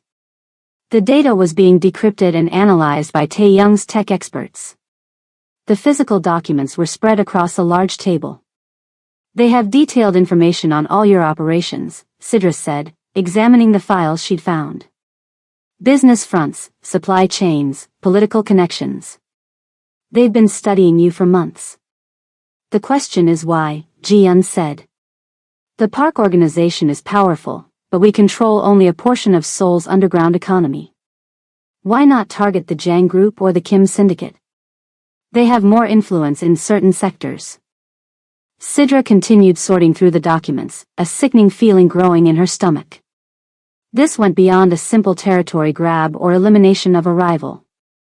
The syndicate's interest in Tae-young was too focused, too personal. Then she found it. A file containing surveillance photos of Tae-young dating back years. Not months. Years. "This isn't about Seoul," she said slowly. "It's about you specifically. They've been watching you since before I even joined the syndicate." She handed him the file. As he flipped through it, his expression remained impassive, but she saw the slight tightening of his jaw, the only indication that he was disturbed by what he saw.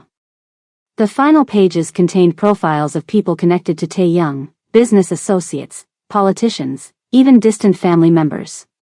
The syndicate had mapped his entire life. The documents they seized revealed something neither expected. The syndicate wasn't just after Tae-young. They were after his entire network, his territory, his business. "This isn't about you," Sidra said, studying the files. "This is about Seoul itself. They want everything you've built." Tae-young was silent for a long moment. Then, "No," he said quietly. "This is still personal."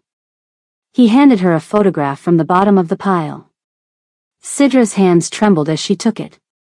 The photo showed a younger Tae-young, standing beside a man she recognized instantly. The man who had trained her. The man who had betrayed her on her last mission. "You know him," Tae-young said. It wasn't a question. And suddenly, the countdown in Sidra's head wasn't just about her mission anymore. It was about a truth she couldn't keep hidden much longer. A truth that would either save them both, or destroy everything.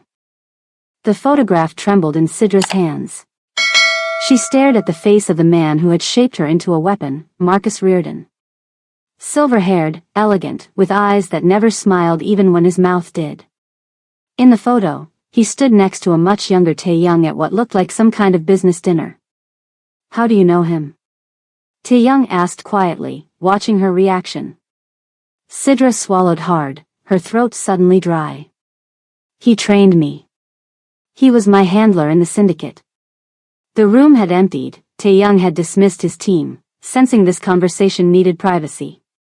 Now it was just the two of them, surrounded by evidence of a conspiracy neither had fully understood until this moment. "And you?" she asked. "How do you know Marcus?" Tae-young's face hardened. "We were business partners. Once." He moved to the window, looking out at the Seoul skyline. 15 years ago, before he joined the syndicate, Marcus approached me about expanding certain operations internationally. He had connections I needed. I had infrastructure he wanted access to. What happened? What always happens when you trust the wrong person? His voice was flat. He took what he needed, then tried to eliminate the liability, me. Sidra felt a chill. This sounded painfully familiar. "An ambush," Tae-young continued. "My grandfather had just died. I was vulnerable, distracted by grief. Marcus arranged a meeting in Japan. When I arrived, there were 6 assassins waiting instead. But you survived, Sidra said softly. He turned back to her, a cold smile touching his lips. I did more than survive. I sent him a message, the heads of his assassins, delivered to his hotel room. And then? He disappeared. Resurfaced years later with the syndicate. We've had encounters since then. His organization encroaching on my territory. My people interfering with his operations. But never direct conflict. Until now. Sidra closed her eyes, memories washing over her. She could see it clearly now, the connections, the deliberate manipulations. My last mission, she said. The one that made me run from the syndicate. I was sent to eliminate a businessman in Hong Kong.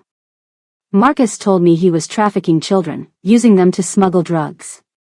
But when I got there, I discovered the man was actually helping them escape from traffickers. Tae-young moved closer, listening intently. I aborted the mission, she continued. Confronted Marcus. That's when I learned the syndicate wasn't what I thought. They weren't eliminating bad people. They were eliminating obstacles. Competitors. Witnesses. She looked up at him. The Hong Kong businessman was one of your allies, wasn't he? Tae-young nodded slowly. Kim Sung-ho. He helped move certain goods through Hong Kong. And yes, he also ran a program helping children escape trafficking networks.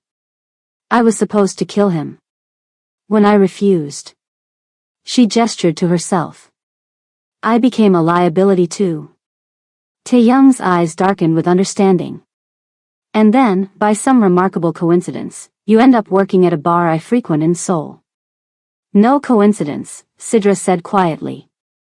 I see that now. Marcus knew you'd notice me. Knew you'd be curious. He was using me as bait. And now he's using us to eliminate each other, Tae-young concluded. The perfect solution. His 2 biggest problems, solving each other. The unspoken question hung between them. Had it worked? Had Sidra been following the plan all along? There's something I haven't told you, she finally said, her heart pounding. Not the whole truth, she couldn't risk that yet. But part of it. When the syndicate caught me last week, during my sick days, they didn't just beat me and let me go. They gave me an assignment. What assignment? His voice was carefully neutral. Intelligence gathering. On you. On your operation. Another partial truth. That's why I agreed to tea that night. Why I started getting closer to you. She watched his face, looking for anger, betrayal. Instead, she saw calm acceptance. I know, he said simply. You, what? I knew you were gathering information. It was too convenient, your sudden interest after months of careful distance. He stepped closer to her. What I don't understand is why you saved my life. Twice now. That wasn't part of your assignment. No, her assignment had been much simpler. Kill him. 1 bullet. 1 knife. 1 opportunity. It wasn't, she admitted. That was my choice. Something shifted in his eyes then, a warmth that hadn't been there before. Why make that choice, Naomi? The way he said her real name made her chest tighten. No one had said it like that in years, like she was a person, not a weapon or an asset. Because somewhere between serving UT and running for our lives together, I started to see you. The real you. She took a shaky breath. And I didn't want that person to die. The admission hung in the air between them, more honest than anything she'd said to him so far. Not the complete truth, but a truth nonetheless. After a long moment, he nodded. We have a common enemy now. Marcus wants us both eliminated. So what do we do? She asked. A dangerous smile curved his lips. We give him exactly what he doesn't expect. We work together. The next morning, Taeyong called his inner circle together. The plan was set in motion: intelligence gathering, resource allocation, preparations for what would essentially be war against the syndicate. Sidra found herself fully integrated into the operation, her knowledge of syndicate protocols and personnel proving invaluable. Taeyong's lieutenants still watched her with suspicious eyes, but they followed their leader's example. If he trusted her, they would work with her. Meanwhile, she kept her appointment at the mall food court, carefully arriving early to sweep for surveillance. When her syndicate contact appeared, not Lily this time, but a junior operative named Carter, she played her role perfectly. "I'm getting close to him," she reported. "He trusts me. But the bounty has complicated things. He's gone to ground, surrounded by security." "The bounty wasn't our call," Carter replied. "Marcus is getting impatient. You have 13 days left. I need more time." "You don't have it." Carter slid a small case across the table. "This is a fail-safe. If you can't get close enough for a clean elimination, this will work from a distance. One scratch is all it takes." Poison. They were escalating from assassination to murder that could look like natural causes. Smart, but desperate. "I'll get it done," she said, pocketing the case. "Make sure you do. Marcus doesn't accept failure." Carter hesitated, then added, "Inspector? He knows you're wavering. That's why the bounty exists. If you don't eliminate Park, someone else will. And they'll eliminate you too." Message delivered, Carter left. Sidra waited 15 minutes, following protocol, then made her way back to Taeyong's compound through a complicated series of transportation changes designed to shake any tail. She didn't tell Taeyong about the poison. Another secret to add to the pile. But she did share the rest of the intelligence she'd gathered, names of other operatives, confirmation that Marcus was personally overseeing the operation, the 13-day deadline. "He's accelerating," Taeyong mused.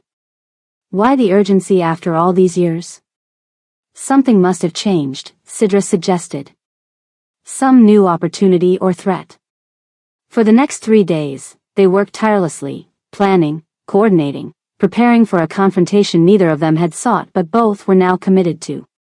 In stolen moments between strategy sessions and operations, they talked. Really talked. Sidra told him about growing up in Chicago, her father's death when she was 14, how she'd been recruited into the syndicate from military training. True stories this time, not cover identities.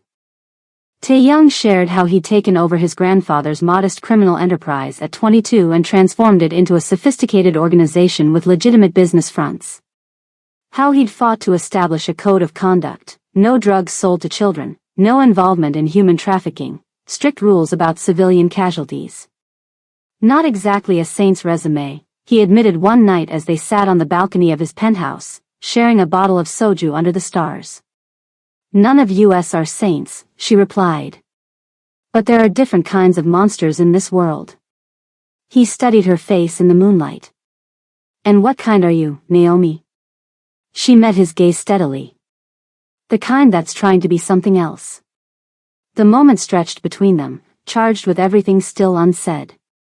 His hand found hers on the balcony railing, warm and solid. Without thinking, she leaned toward him, or maybe he leaned toward her. Their lips met in the gentlest of kisses, tentative, questioning. Then, as if a dam had broken, the gentleness gave way to hunger. His hands cupped her face, hers gripped his shoulders. In that moment, there were no secrets, no missions, no divided loyalties. Just two people who'd found something unexpected in the middle of a war. When they finally broke apart, breathless, Sidra felt something she hadn't experienced in years: fear. Not of death or pain or failure. Fear of losing this. Of losing him. Because every hour that passed without her completing her mission brought them closer to the deadline. Closer to the moment when she'd have to choose. "We should get some rest," Taeyong said softly. "Tomorrow will be a long day." She nodded, not trusting herself to speak. As she turned to go to her room, he caught her hand again. "Naomi." His eyes held hers. Whatever happens, whatever comes next. I don't regret finding you. The guilt was a physical pain in her chest. Neither do I. That night, she lay awake for hours, the poison case hidden in her room like a ticking bomb. 13 days had become 10. Soon, she'd have no choices left. The attack came just before dawn. Alarms blared throughout the compound. Sidra jerked awake, instantly alert.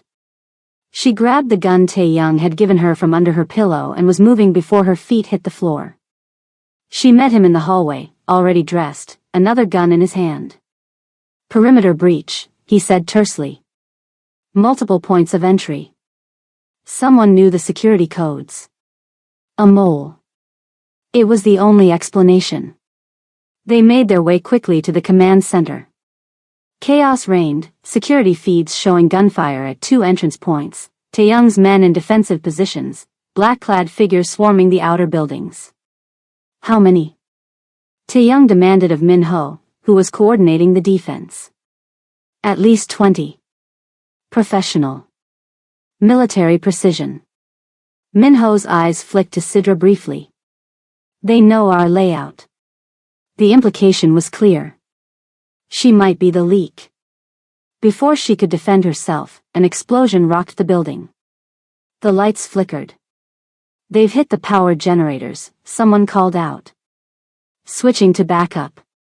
We need to secure the servers, Tae-young ordered.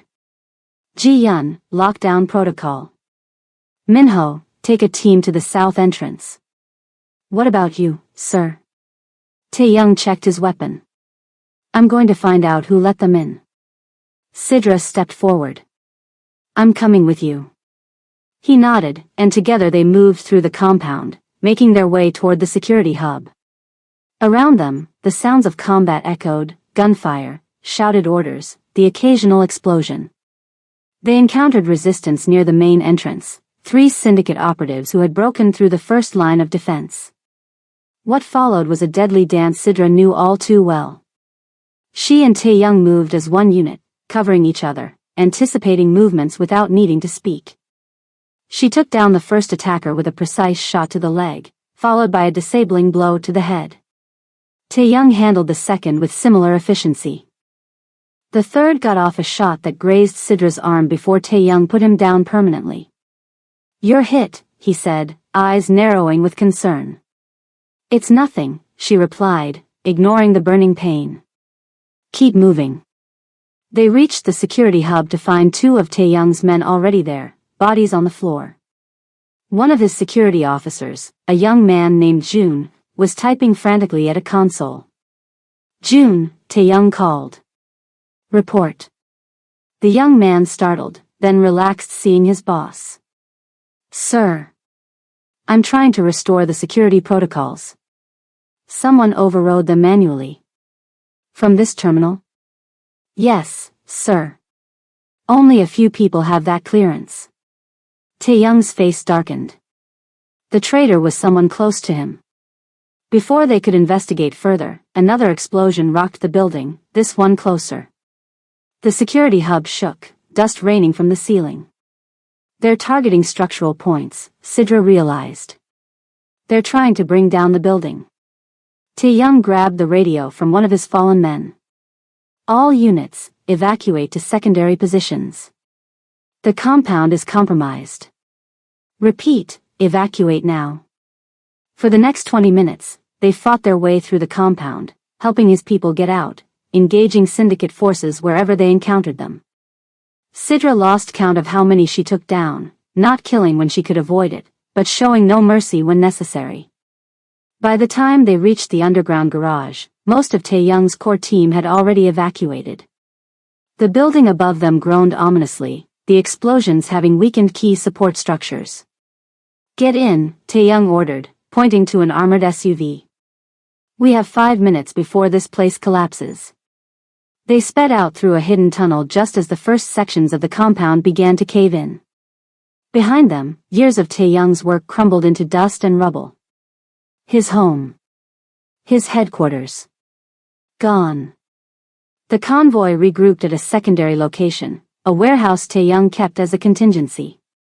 As his team assessed casualties and damages, Sidra helped tend to the wounded, her own injury temporarily forgotten in the chaos. The attack had been devastating but not catastrophic. They'd lost 3 men, with a dozen more wounded. Equipment, weapons, and some data were gone, but Tae-young's most critical servers had been removed during the evacuation. Most importantly, they had survived. But the question remained, how had the syndicate gotten past their security? Who had given them the codes? As the immediate crisis stabilized, Tae-young called his top lieutenants together. The mood was grim, suspicious glances darting around the room. Someone in this inner circle had betrayed them. The breach came from inside, Tae-young confirmed. Only 6 people had access to those security protocols. Minho stepped forward. "Sir, I think we need to consider all possibilities." His eyes shifted meaningfully toward Sidra.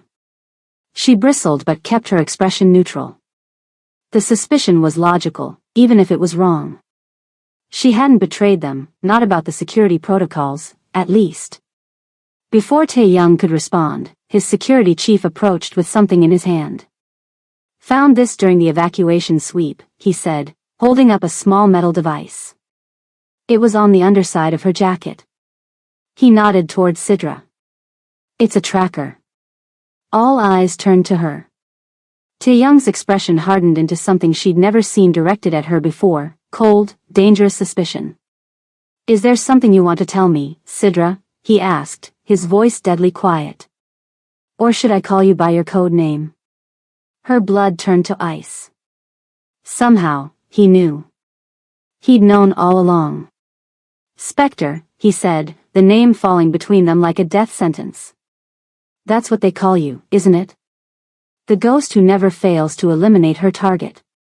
11 days left. The countdown in her head seemed to scream. But it no longer mattered. Time had just run out. Silence fell over the warehouse. Tae-young's men formed a circle around Sidra, weapons raised. She didn't move, didn't reach for the gun at her hip. Any sudden movement now would end with bullets. "Search her," Tae-young ordered, his voice like ice. Minho approached cautiously, removing her weapons, the gun, 2 knives, a garrote wire hidden in her watch. As he patted down her jacket, he found the small case in her inner pocket. The poison. "What's this?" he demanded, opening it to reveal the vial and delivery system. Tae-young's eyes never left Sidra's face. "Answer him."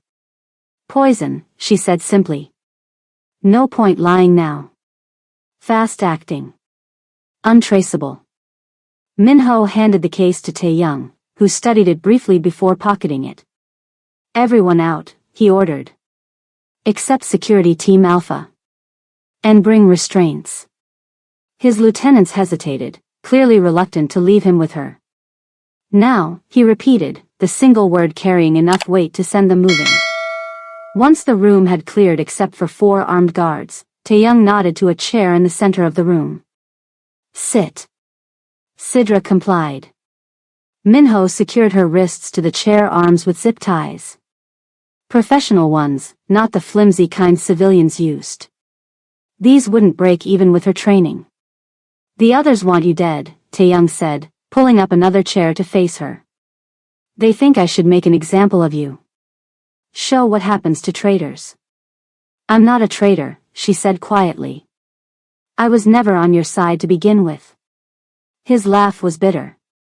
"Is that supposed to be better?" "It's just the truth." Finally. Tae-young studied her, his dark eyes unreadable. "Then let's have all of it. Your real mission from the syndicate. And don't insult me by claiming it was just intelligence gathering." Sidra took a deep breath. This was it. The moment that would either save or condemn her. "They sent me to kill you," she said, meeting his gaze directly. "That's why I was at the bar. Why I disappeared for a week. The syndicate captured me, gave me an ultimatum, eliminate Park Tae-young within 30 days or be eliminated myself."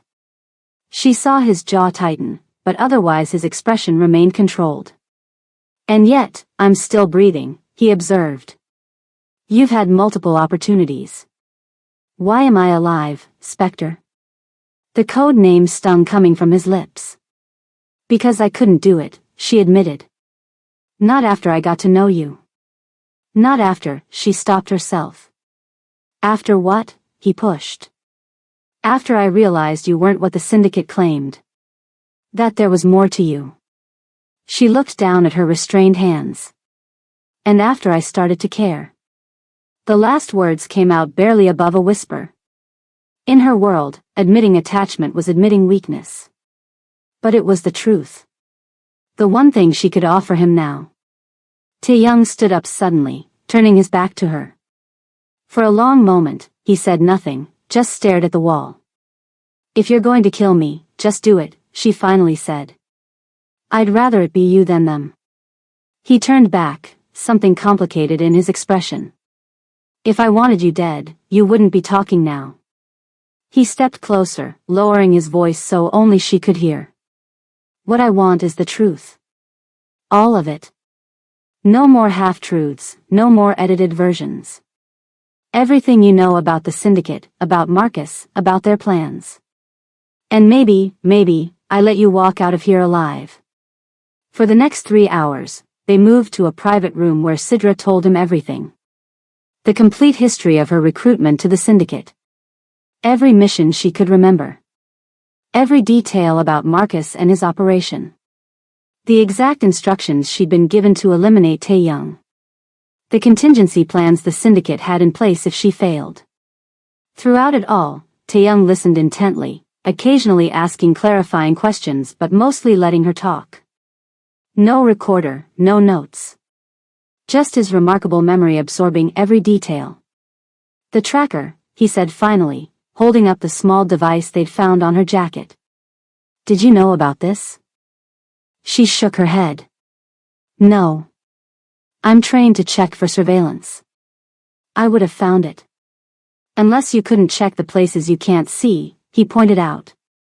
Like the back of your own jacket. Realization dawned on her. Someone in your organization planted it. After I arrived. His eyes narrowed. Why are you so sure? Because the syndicate wouldn't need to track me if I was doing my job. They'd expect me to be with you. And if they thought I was betraying them, they would have just activated the bounty hunters immediately. She leaned forward, despite her restraints. Someone here wanted to frame me. Make you think I led the syndicate to your compound. Tae-young was silent for a moment, considering this. If what you're saying is true, then the same person who planted the tracker likely gave the security codes to the syndicate. Yes. And it wasn't you. She met his gaze steadily. No. A long silence stretched between them. Then, unexpectedly, Tae-young reached forward and cut the zip ties binding her wrists. The guards at the door shifted nervously. Sir, one questioned. It's fine, Tae-young said, not looking away from Sidra. She's had a dozen chances to kill me. If that was still her plan, I'd already be dead. Sidra rubbed her wrists, watching him cautiously. You believe me? Let's just say I'm willing to consider the possibility that we're both being played.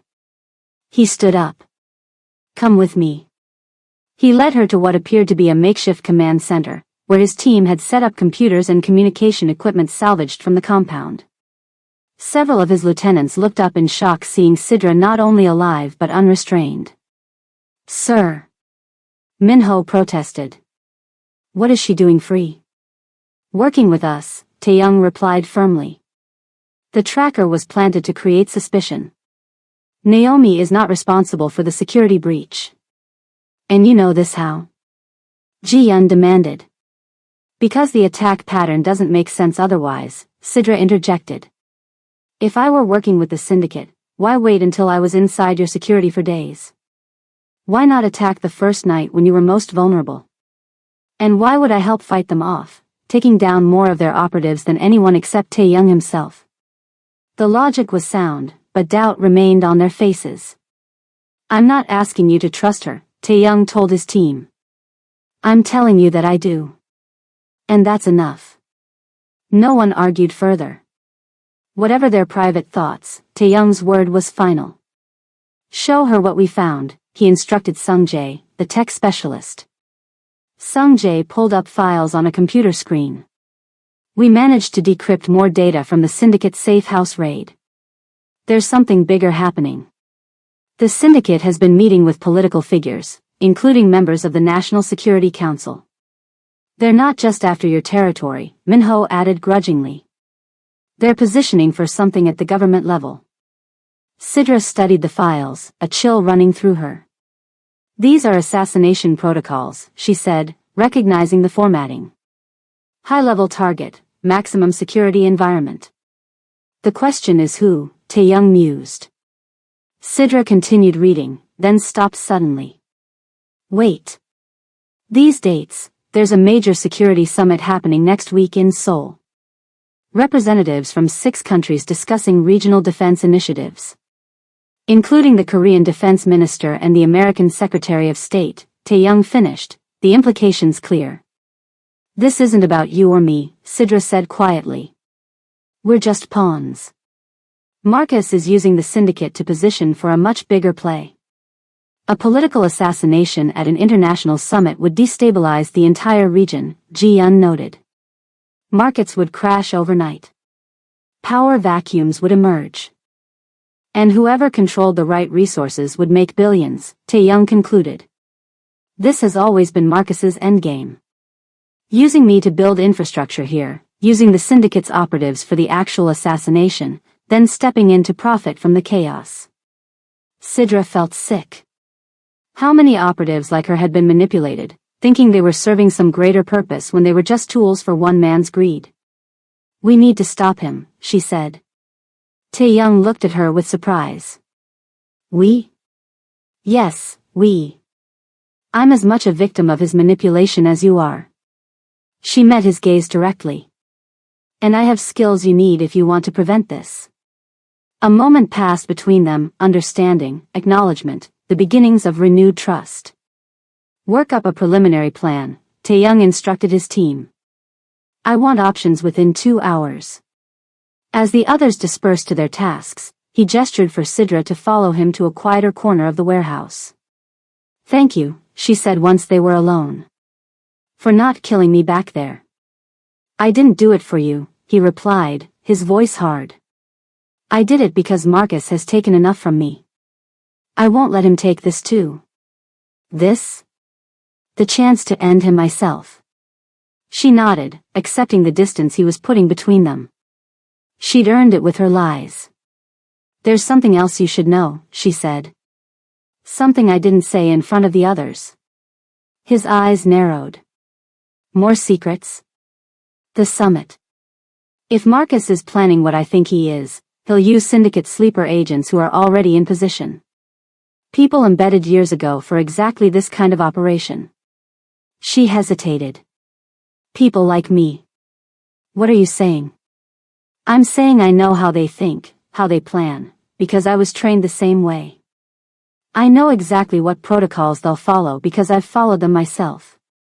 Understanding dawned in his eyes. You've done this before. Political assassination. She didn't deny it. 3 times. Different countries. Different methods. But the same basic approach. Instead of disgust or judgment, she saw something like grim appreciation in his face. Then you're not just useful. You're essential. I want to help, Tae-young. I want to stop this. Why? He demanded suddenly. Why should I believe you've changed sides? That this isn't just another layer of deception? The question hit her like a physical blow. How could she prove something she barely understood herself? Because for the first time in years, I'm making my own choice, she said finally. The syndicate took that from me for so long I forgot what it felt like. But you, being with you reminded me that I'm not just a weapon. I'm a person. With my own mind. My own heart. She hadn't meant to say the last part. It slipped out, raw and honest. Something shifted in Taeyoung's expression, the coldness receding, replaced by a complicated mix of emotions. I knew, he said abruptly. Knew what? About your mission. Not from the beginning, but soon enough. My contact in immigration found records of previous syndicate assassins with similar cover identities. The pattern was clear. Shock rendered her momentarily speechless. You knew I was sent to kill you? All this time? He nodded once. Then why? She struggled to understand. Why let me get close? Why risk it? At first, to confirm my suspicions. To see if you'd make a move. A hint of his earlier warmth returned to his eyes. Then because I wanted to know if you could change your mind. If what was happening between us was real or just an elaborate act. And what did you decide? She asked softly. That night on the balcony answered that question. His hand moved toward hers, then stopped, the betrayal still too fresh. No one is that good an actress, Naomi. Not even Spectre. The sound of her real name on his lips loosened something tight in her chest. I'm sorry, she whispered. For lying. For not telling you everything sooner. We both have secrets, he acknowledged. The difference is, mine didn't involve plans to kill you. Not anymore, she pointed out. A reluctant smile tugged at his lips. Not anymore, he agreed. The tension between them eased slightly. Not gone, but different now. Complicated by truth rather than lies. So what now? She asked. Now we do what neither Marcus nor the syndicate expects. Determination hardened his features. We work together. We stop the assassination. And then we go after the real enemy. Partners? She extended her hand, a peace offering. He looked at it for a long moment before finally taking it. Partners. Something electric passed between them at the contact, the memory of that kiss on the balcony, of possibilities interrupted by betrayal. But there was no time for that now. Later, perhaps, if they survived what was coming. Let's get to work, he said, releasing her hand. They spent the next several hours planning with Taeyoung's team. The summit was 5 days away. The security would be formidable, but with Sidra's insider knowledge of syndicate tactics, they identified likely approaches and vulnerabilities. They'll have at least 3 agents already in place, she explained, marking positions on the venue blueprint. Standard protocol calls for redundancy. If the primary assassin fails, the secondary activates, and so on. How do we identify them? Minho asked, professional interest overriding his lingering suspicion. We don't, not easily. They'll be staff members who've worked there for months or years. Backgrounds thoroughly established. Habits consistent. She turned to Taeyoung. We need to focus on access points and security protocols instead. Disrupt their ability to execute rather than trying to find the assassins themselves. He nodded. We'll need inside access of our own. I can help with that, Ji-Yun offered. My cousin works for the event management company handling the summit. As they continued planning, Sidra felt something she hadn't expected, a sense of purpose. Of doing the right thing, perhaps for the first time in years. Whatever happened between her and Taeyoung, stopping this attack mattered. Later that evening, as the team dispersed to implement different aspects of the plan, Taeyoung pulled her aside again. You should rest, he said. There's a room prepared for you. She heard what he wasn't saying, a guarded room, away from sensitive areas. Trust only went so far. Thank you, she said simply. As she turned to go, he caught her arm. Naomi. His voice was softer now, the anger from earlier faded. For what it's worth, I understand why you did it. Why you lied. She looked up at him, surprised. In your position, would have done the same, he continued. Survival first. Always. Coming from him, this was as close to forgiveness as she could hope for. But what happened between us, he added, that wasn't just about survival, was it? No, she admitted. That was the problem. A ghost of a smile touched his lips. For both of us. He released her arm, but didn't step away. For a moment, she thought he might kiss her again. Wanted him to, despite everything. Instead, he said, "Get some rest. Tomorrow we start hunting the hunters." She nodded and walked away, feeling his eyes on her back. The wall between them wasn't gone, but there were cracks in it now. Whether those cracks would widen or be repaired remained to be seen. In her assigned room, simple but comfortable, with a guard discreetly stationed outside, Sidra finally allowed herself to process everything that had happened. The revelation. The confession. The fragile new alliance. She was no longer counting down the days to her deadline. That mission was over. Now she had a new one, stopping Marcus, exposing the syndicate, and maybe, if she was very lucky, finding a way forward with Tae-young that wasn't built on lies. Sleep came surprisingly easily, the exhaustion of the day finally catching up to her. She dreamed of the balcony, of his lips on hers, of a world where they'd met under different circumstances. A sharp knock woke her before dawn. She opened the door to find Tae-young, fully dressed, his expression grim. "What's wrong?" she asked immediately. "Get dressed," he said. "We have a problem." 5 minutes later, she joined him and Min-ho in the command center. A laptop was open on the table, displaying a video file. "This came in 20 minutes ago," Tae-young explained. "Directly to my private server." He hit play. The video showed a sparsely furnished room. A woman sat tied to a chair, her face bruised but her expression defiant. Sidra's breath caught in her throat. "Oh my God," she whispered. "You know her," Tae-young observed. "My sister." Sidra's voice shook. "Elise. I thought she was dead. Marcus told me she died in an accident 3 years ago." On the screen, Marcus himself stepped into frame, his silver hair immaculate as always, his smile coldly pleasant. "Hello, Spectre," he said directly to the camera. "I'm disappointed in your progress. Or rather, your lack of it. Perhaps you need additional motivation." He placed a hand on Elise's shoulder. She flinched but glared up at him defiantly. "Complete your mission within 48 hours, or your sister dies instead." His smile widened. "And Tae-young, since I know you're watching too, how does it feel to know the woman you've been protecting was sent to end you? That everything between you has been a carefully constructed lie?" The video ended, freezing on Marcus's smug face. 48 hours, Min-ho muttered. "That changes our timeline completely." But Sidra barely heard him. She was staring at her sister's face, a sister she'd grieved for, a sister who was alive and suffering because of her failure. "I thought she was dead," she repeated numbly. "He told me she was dead." Tae-young was watching her closely. "Would you have done it? If you'd known she was alive?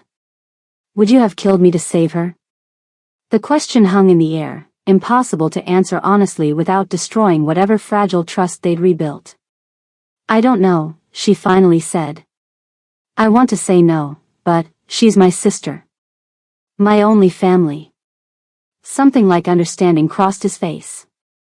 "Family changes everything." "What do we do now?" she asked, hating how lost she sounded. Tae-young's expression hardened with determination.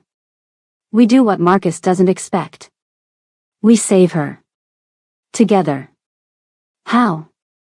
"We don't know where she is. We don't know how many guards. We have less than 48 hours. Details," he dismissed.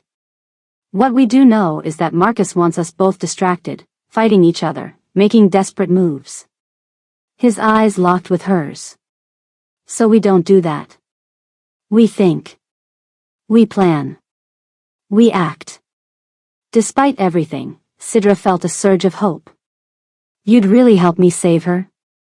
After what I was sent to do to you?" "Marcus took someone from me once," Tae-young said quietly. "I won't let him do it to you." The moment was interrupted by a beep from Min-ho's phone. He checked it, his expression darkening. Sir, we've analyzed the background of the video. Sung-jae found something in the metadata. What? Tae-young asked. Min-ho handed him the phone. The location. It's not overseas like we'd expect. It's here in Seoul. How is that possible? Sidra asked. The syndicate wouldn't keep a hostage this important in the same city as their operation. Unless. Tae-young's eyes met hers, a theory forming. Unless they're not giving us 48 hours to complete a mission. They're giving us 48 hours to walk into a trap, she finished. Exactly. He turned to Min-ho. Get everyone back in here. We need a new plan. Now. As Min-ho moved away to make calls, Tae-young turned back to Sidra. Are you with me on this? Completely with me? Because what comes next will require absolute trust. She met his gaze steadily. I'm with you. Whatever it takes. Good, he nodded. Because we're about to do something neither Marcus nor the syndicate will see coming. What's that? A dangerous smile curved his lips. We're going to make them think they've won. She's alive, Sidra whispered, staring at the frozen image of her sister on the screen. All this time. Tae-young watched her carefully. The shock on her face was genuine, too raw to be faked. Whatever lies had passed between them, this wasn't one of them. Marcus is playing us, he said. Using her to force your hand. Sidra's eyes hardened, grief transforming into determination. Then we play him back. Over the next several hours, they gathered in the command center with Tae-young's top lieutenants. Coffee cups piled up. Maps and blueprints covered every surface.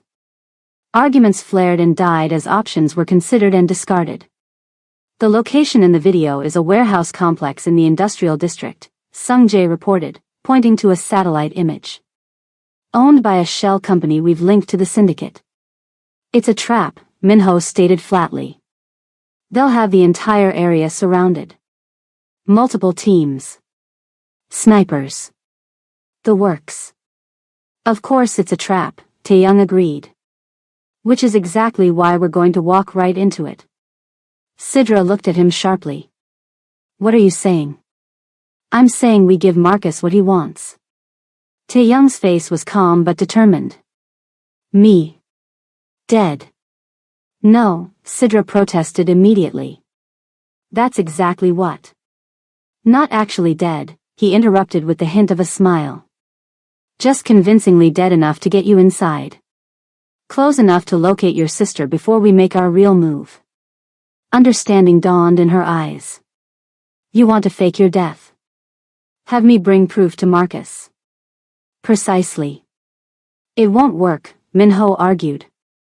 The syndicate will verify everything. Body temperature, blood markers, dental records. Not if they're in a hurry, Sidra countered, warming to the plan. Not if Marcus thinks he's won and doesn't want to risk losing his advantage. She turned to Tae-young. But we'll need something convincing. Something only I could provide as proof. Tae-young reached into his pocket and removed a small object, his personal jade seal, the one he used to mark important documents. Few people knew he carried it always. This, he said simply. Covered in my blood. Along with photos. That might get me in the door, Sidra agreed. But then what? Once I'm inside, how do we get to Elise before they realize the deception? That's where the second part of our plan comes in. Tae-young turned to the blueprint of the summit venue. We're not just rescuing your sister. We're stopping the assassination. Both at once. That's insane, Ji-yeon protested. We don't have the manpower for two separate operations. We don't need separate operations, Tae-young replied. Because they're not separate problems. He looked at Sidra. Marcus would never keep a high-value hostage like your sister at just any location. She'll be somewhere he personally oversees. Sidra's eyes widened as she connected the dots. The summit. He'll be there to witness the assassination himself. To make sure it goes perfectly. And he'll keep Elise close, Tae-young continued, as insurance against you. The perfect trap within a trap. The plan that emerged over the next day was audacious, dangerous, and full of variables they couldn't control. But it was also their only chance to save Elise and stop the assassination in the limited time they had. Sidra would appear to kill Tae-young, taking proof to Marcus. She would be granted access to the summit as a reward, likely as part of the backup assassination team. Meanwhile, Tae-young and his forces would position themselves secretly around the venue, ready to move when Sidra confirmed Elise's location. There's still one problem, Sidra pointed out as they finalized details. Marcus knows me. He trained me. He'll be watching for any sign of deception. Then we give him none, Tae-young said. Everything you show him, everything you say, must be absolutely true. He held her gaze. You'll have to actually attack me. She stared at him. What? Not fatally, obviously. But enough to draw real blood. Enough to create real evidence. His expression was deadly serious. Marcus will have people testing that blood, checking those injuries in the photos. There can't be any tricks. You're asking me to hurt you, she said quietly. For real. I'm asking you to save your sister, he corrected. And many innocent lives. The room had gone silent, everyone watching this exchange. Okay, she finally agreed. But there's something else we need to make this convincing. She glanced at the others, then back to Tae-young. Something personal between us. Something only Marcus would understand. He raised an eyebrow. What did you have in mind? 12 hours later, their plan was in motion. In a secure location with only Minho as witness, Sidra attacked Tae-young with controlled precision. A knife slash across his arm, shallow but bloody. A bruise blossoming on his jaw from a pulled punch. Enough damage to be convincing in photographs, not enough to truly incapacitate him. You okay? She asked as she helped bandage his arm, genuine concern in her voice. I've had worse, he replied with a grim smile. Much worse. The blood samples were collected. The photographs taken, Tae-young appearing unconscious, his jade seal beside him in a pool of blood. Everything Marcus would expect from a successful assassination. It's time, Minho said, checking his watch. Tae-young caught Sidra's hand before she could turn away. Be careful, he said quietly. Marcus is more dangerous than I am. I know, she replied. I learned from him, remember? Something passed between them then, unspoken words, fears neither would admit. They were beyond apologies or promises now. There was only the mission. And the slim hope of survival.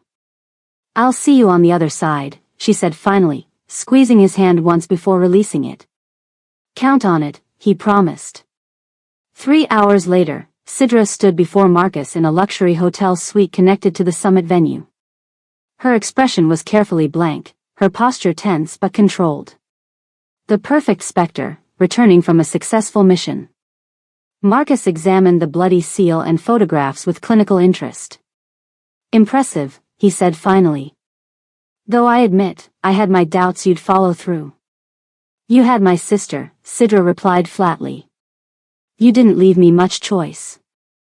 No, he agreed with a thin smile. I didn't. He set down the evidence and studied her face. Tell me how you did it. This was the test. Marcus knew her methods, knew her training. Any fabrication would raise immediate suspicion. I gained his trust, she said, telling the exact truth. Made him believe I was on his side against you. Then, when he let down his guard, I struck. She gestured to the evidence. Simple. Effective. And how did he react? In those final moments? Marcus's eyes were hungry for details. For confirmation. Sidra allowed genuine emotion to color her words. He looked, surprised. Not afraid. Just surprised that I'd actually done it. His last words were, I thought you were different. The statement was true, exactly what Tae-young had said during their staged scene. The genuine heard in her voice as she repeated it wasn't staged at all. Satisfaction spread across Marcus's face. Excellent work, Spectre. Always reliable, despite your momentary lapse in loyalty. He closed the folder containing the evidence. The syndicate will be pleased. My sister, Sidra reminded him. That was the deal. Tae-young for Elise. Of course. Marcus checked his watch. And perfect timing. You'll see her at the reception tonight. I've arranged security credentials for you, a reward for your service. She'll be there as my guest. The summit, Sidra stated, not needing to fake her surprise. You're bringing a hostage to an international security event? We're better to keep her safe. Marcus smiled coldly. So many guards, so much security. All working in our favor. Sidra felt a chill. Their theory had been correct. Marcus was personally overseeing the assassination, and keeping Elise close as insurance. Get changed, he instructed, nodding toward a garment bag hanging on the closet door. The reception begins in 2 hours. You'll attend as part of my security detail. And after, she pressed. After I see she's alive? After the evening's events conclude, you'll both be free to go. The lie was transparent in his eyes. New identities, new lives, as promised. Sidra nodded, playing along. Thank you. As she moved toward the bathroom with the garment bag, she caught a glimpse of his reflection in a mirror. The satisfied smile vanishing, replaced by cold calculation. He didn't believe her. Not completely. But he was confident enough in his own plans to let her play her role a little longer. 2 hours. She had 2 hours to warn Tae-young and prepare for whatever was coming. The summit reception was a glittering affair in the grand ballroom of Seoul's most prestigious hotel. Political figures, diplomats, and security personnel from 6 nations mingled over champagne and carefully prepared statements of international cooperation. Sidra stood at Marcus's side, dressed in the sleek black suit he'd provided, scanning the room with professional detachment. To anyone watching, she was simply another security officer. Inside, her heart raced. She'd managed to send a brief coded message to Tae-young through the emergency channel they'd established. 3 words, summit. Tonight. Confirmed. Now she searched the crowded room, looking for any sign of her sister, any indication of the syndicate's assassination team. Both would be here, hidden in plain sight. Relax, Spectre, Marcus murmured, sipping his champagne. You'll see her soon. For now, enjoy the spectacle. It's not every day you get to witness history being made. Which one is the target? She asked quietly, playing her role.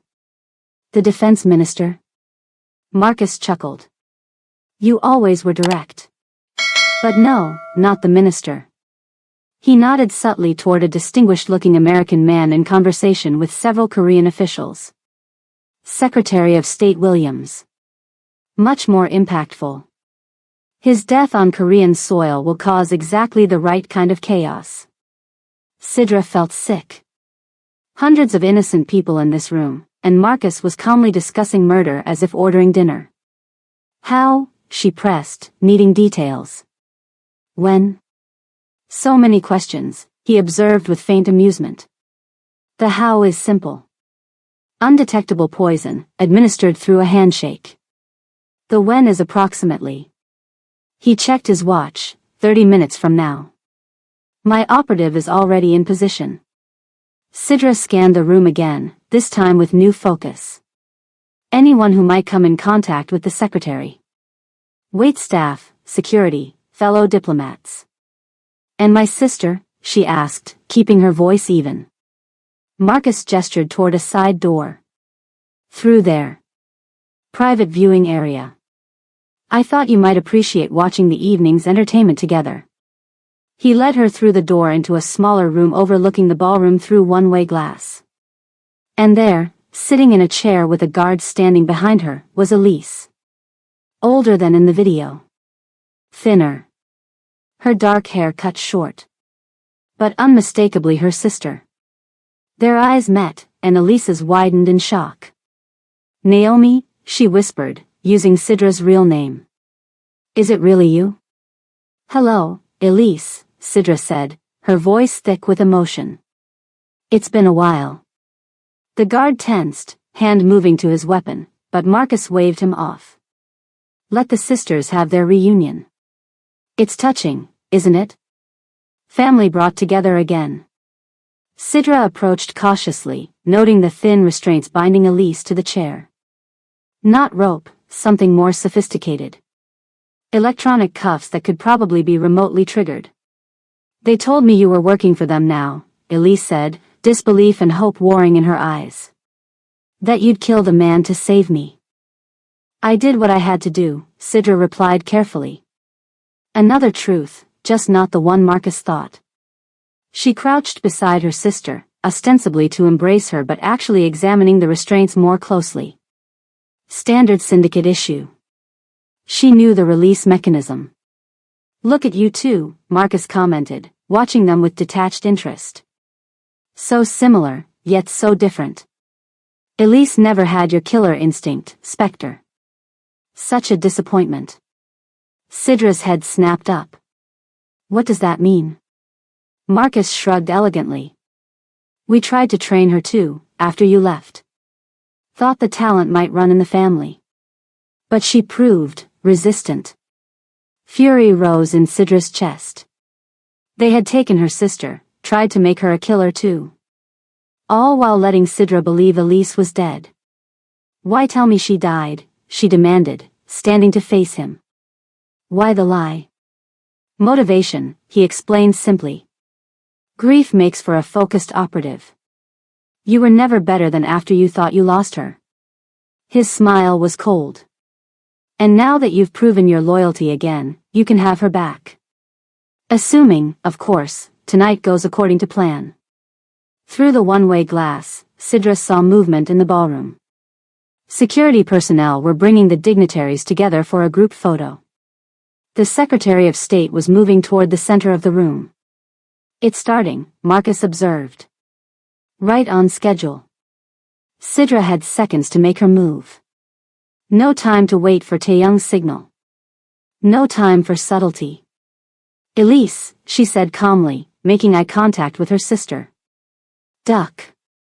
Without hesitation, Elise dropped her head. Years apart, and still her sister trusted her instincts.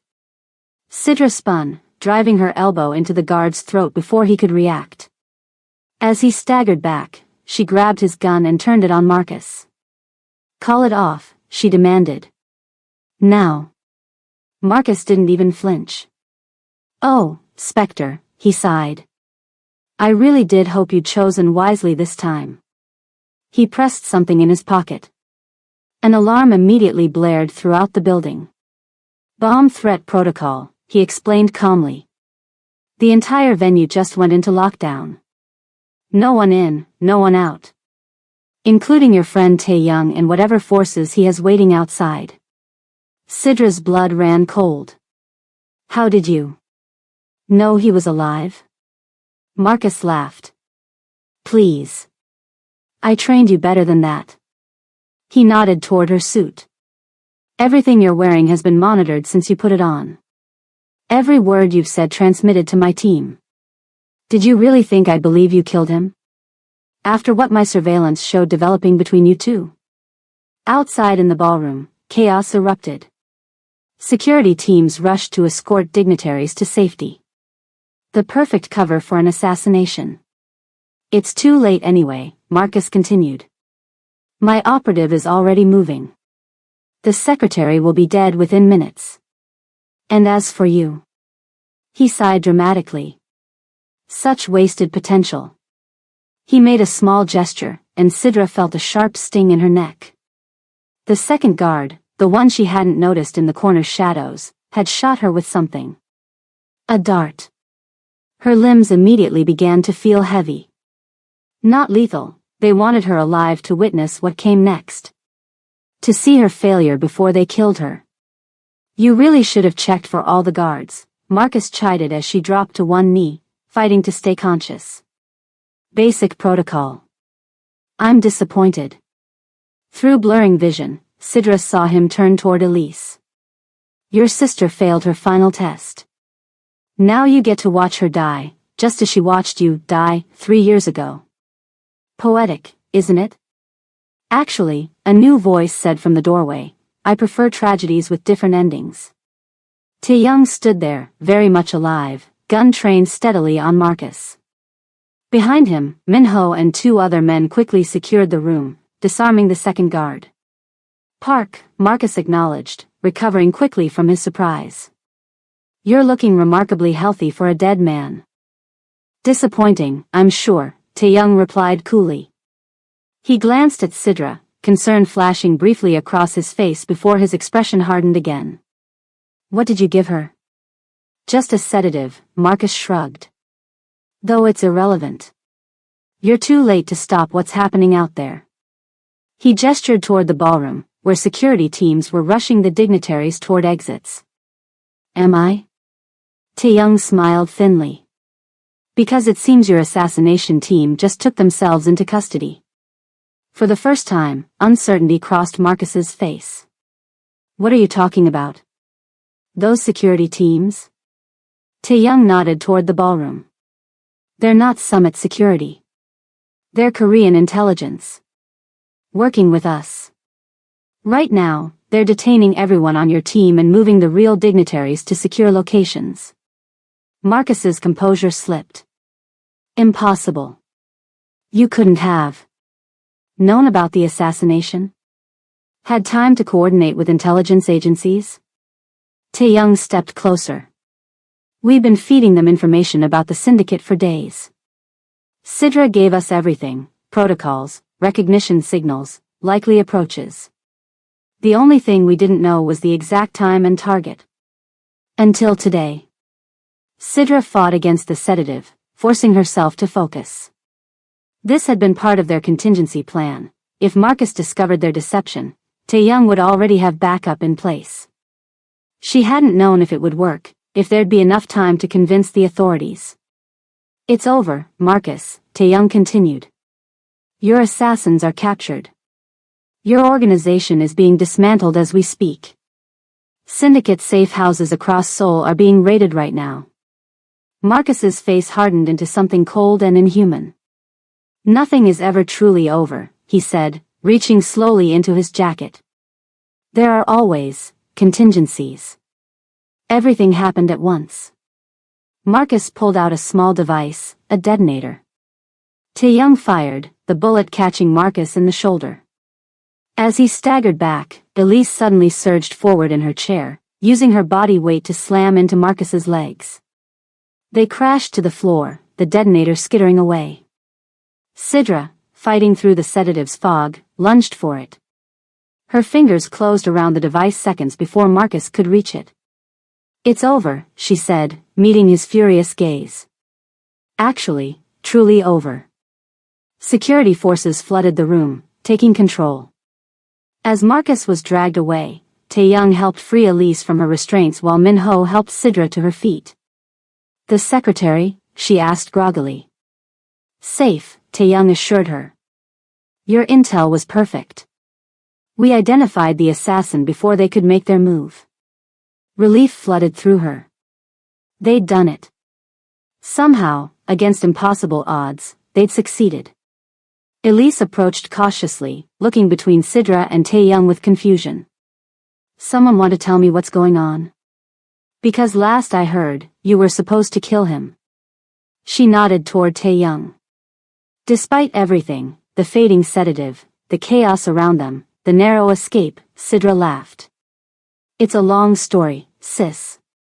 A really long story. I look forward to hearing it, Elise said, embracing her tightly. All of it. The aftermath unfolded over days and weeks. The syndicate's operations in Seoul were systematically dismantled. Marcus faced charges that would keep him imprisoned for life. International intelligence agencies began targeting syndicate cells worldwide, using the information Sidra provided. For Sidra and Elise, it was a time of healing and reconnection. 3 years of separation, of believing each other dead, had left scars that would take time to fade. But they were together now, and that was what mattered. As for Sidra and Tae-young, that was complicated. A month after the failed assassination, they stood together on the balcony of a new safe house overlooking the Han River. Tae-young was rebuilding his organization, focusing more on legitimate businesses and less on the shadows. Sidra had been helping, her skills proving useful in ways neither had anticipated. Elise is doing better, she told him, watching the sunset paint the sky in shades of orange and pink. The nightmares are less frequent. Good, he nodded. And you? She considered the question. Getting there. It's strange, having a future suddenly. Having choices. Any thoughts on what you'll do with those choices? He asked carefully. She turned to face him. They hadn't discussed what happened between them, the connection, the betrayal, the trust slowly rebuilt through fire and danger. It hung between them, unresolved. That depends, she said quietly. On you. On whether there's a place for someone like me in this new life you're building. Tae-young moved closer, his eyes never leaving hers. I think that's my question to ask. You could go anywhere, start over completely. Why would you stay in Seoul? With me? The real question beneath his words was clear. Was what had grown between them strong enough to overcome their beginnings? Could an assassin and a crime boss really build something that wasn't founded on violence and deception? Because with you, she said simply, I don't have to pretend to be something I'm not. You know the worst parts of me, and you're still here. He reached out, his fingers gently tracing the line of her jaw. And you know mine. They stood there, the weight of their shared past heavy between them, but no longer a barrier. Just a foundation for whatever came next. So, he said with the hint of a smile, still planning to kill me? She stepped closer, taking his hand. I had my chance. Several, actually. Their eyes met, everything that had happened between them reflected in that gaze. I choose something else instead. And what's that? He asked. A future, she answered. One where we're both free. His response was to pull her close, his lips finding hers in a kiss that felt like a promise. A beginning rather than an ending. Whatever came next, they would face it together. And that's how a simple question about a missing waitress changed everything. Two people from different worlds, meant to destroy each other, instead found something worth fighting for. If this story touched you, if you found yourself rooting for Tae-young and Sidra against all odds, please hit that subscribe button and let me know in the comments where you're watching from. I share stories like this every week, tales of unexpected connections and second chances that remind us it's never too late to change your fate. Until next time, remember, sometimes the most dangerous person in your life might just be the one who saves you. 6 months later, as Tae-young and Sidra built their new life together, a package arrived at their door.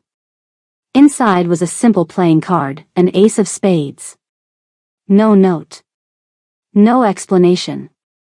But they both knew what it meant. Marcus might be gone, but the syndicate was still out there. And someone was letting them know. The game wasn't over. It had only just begun.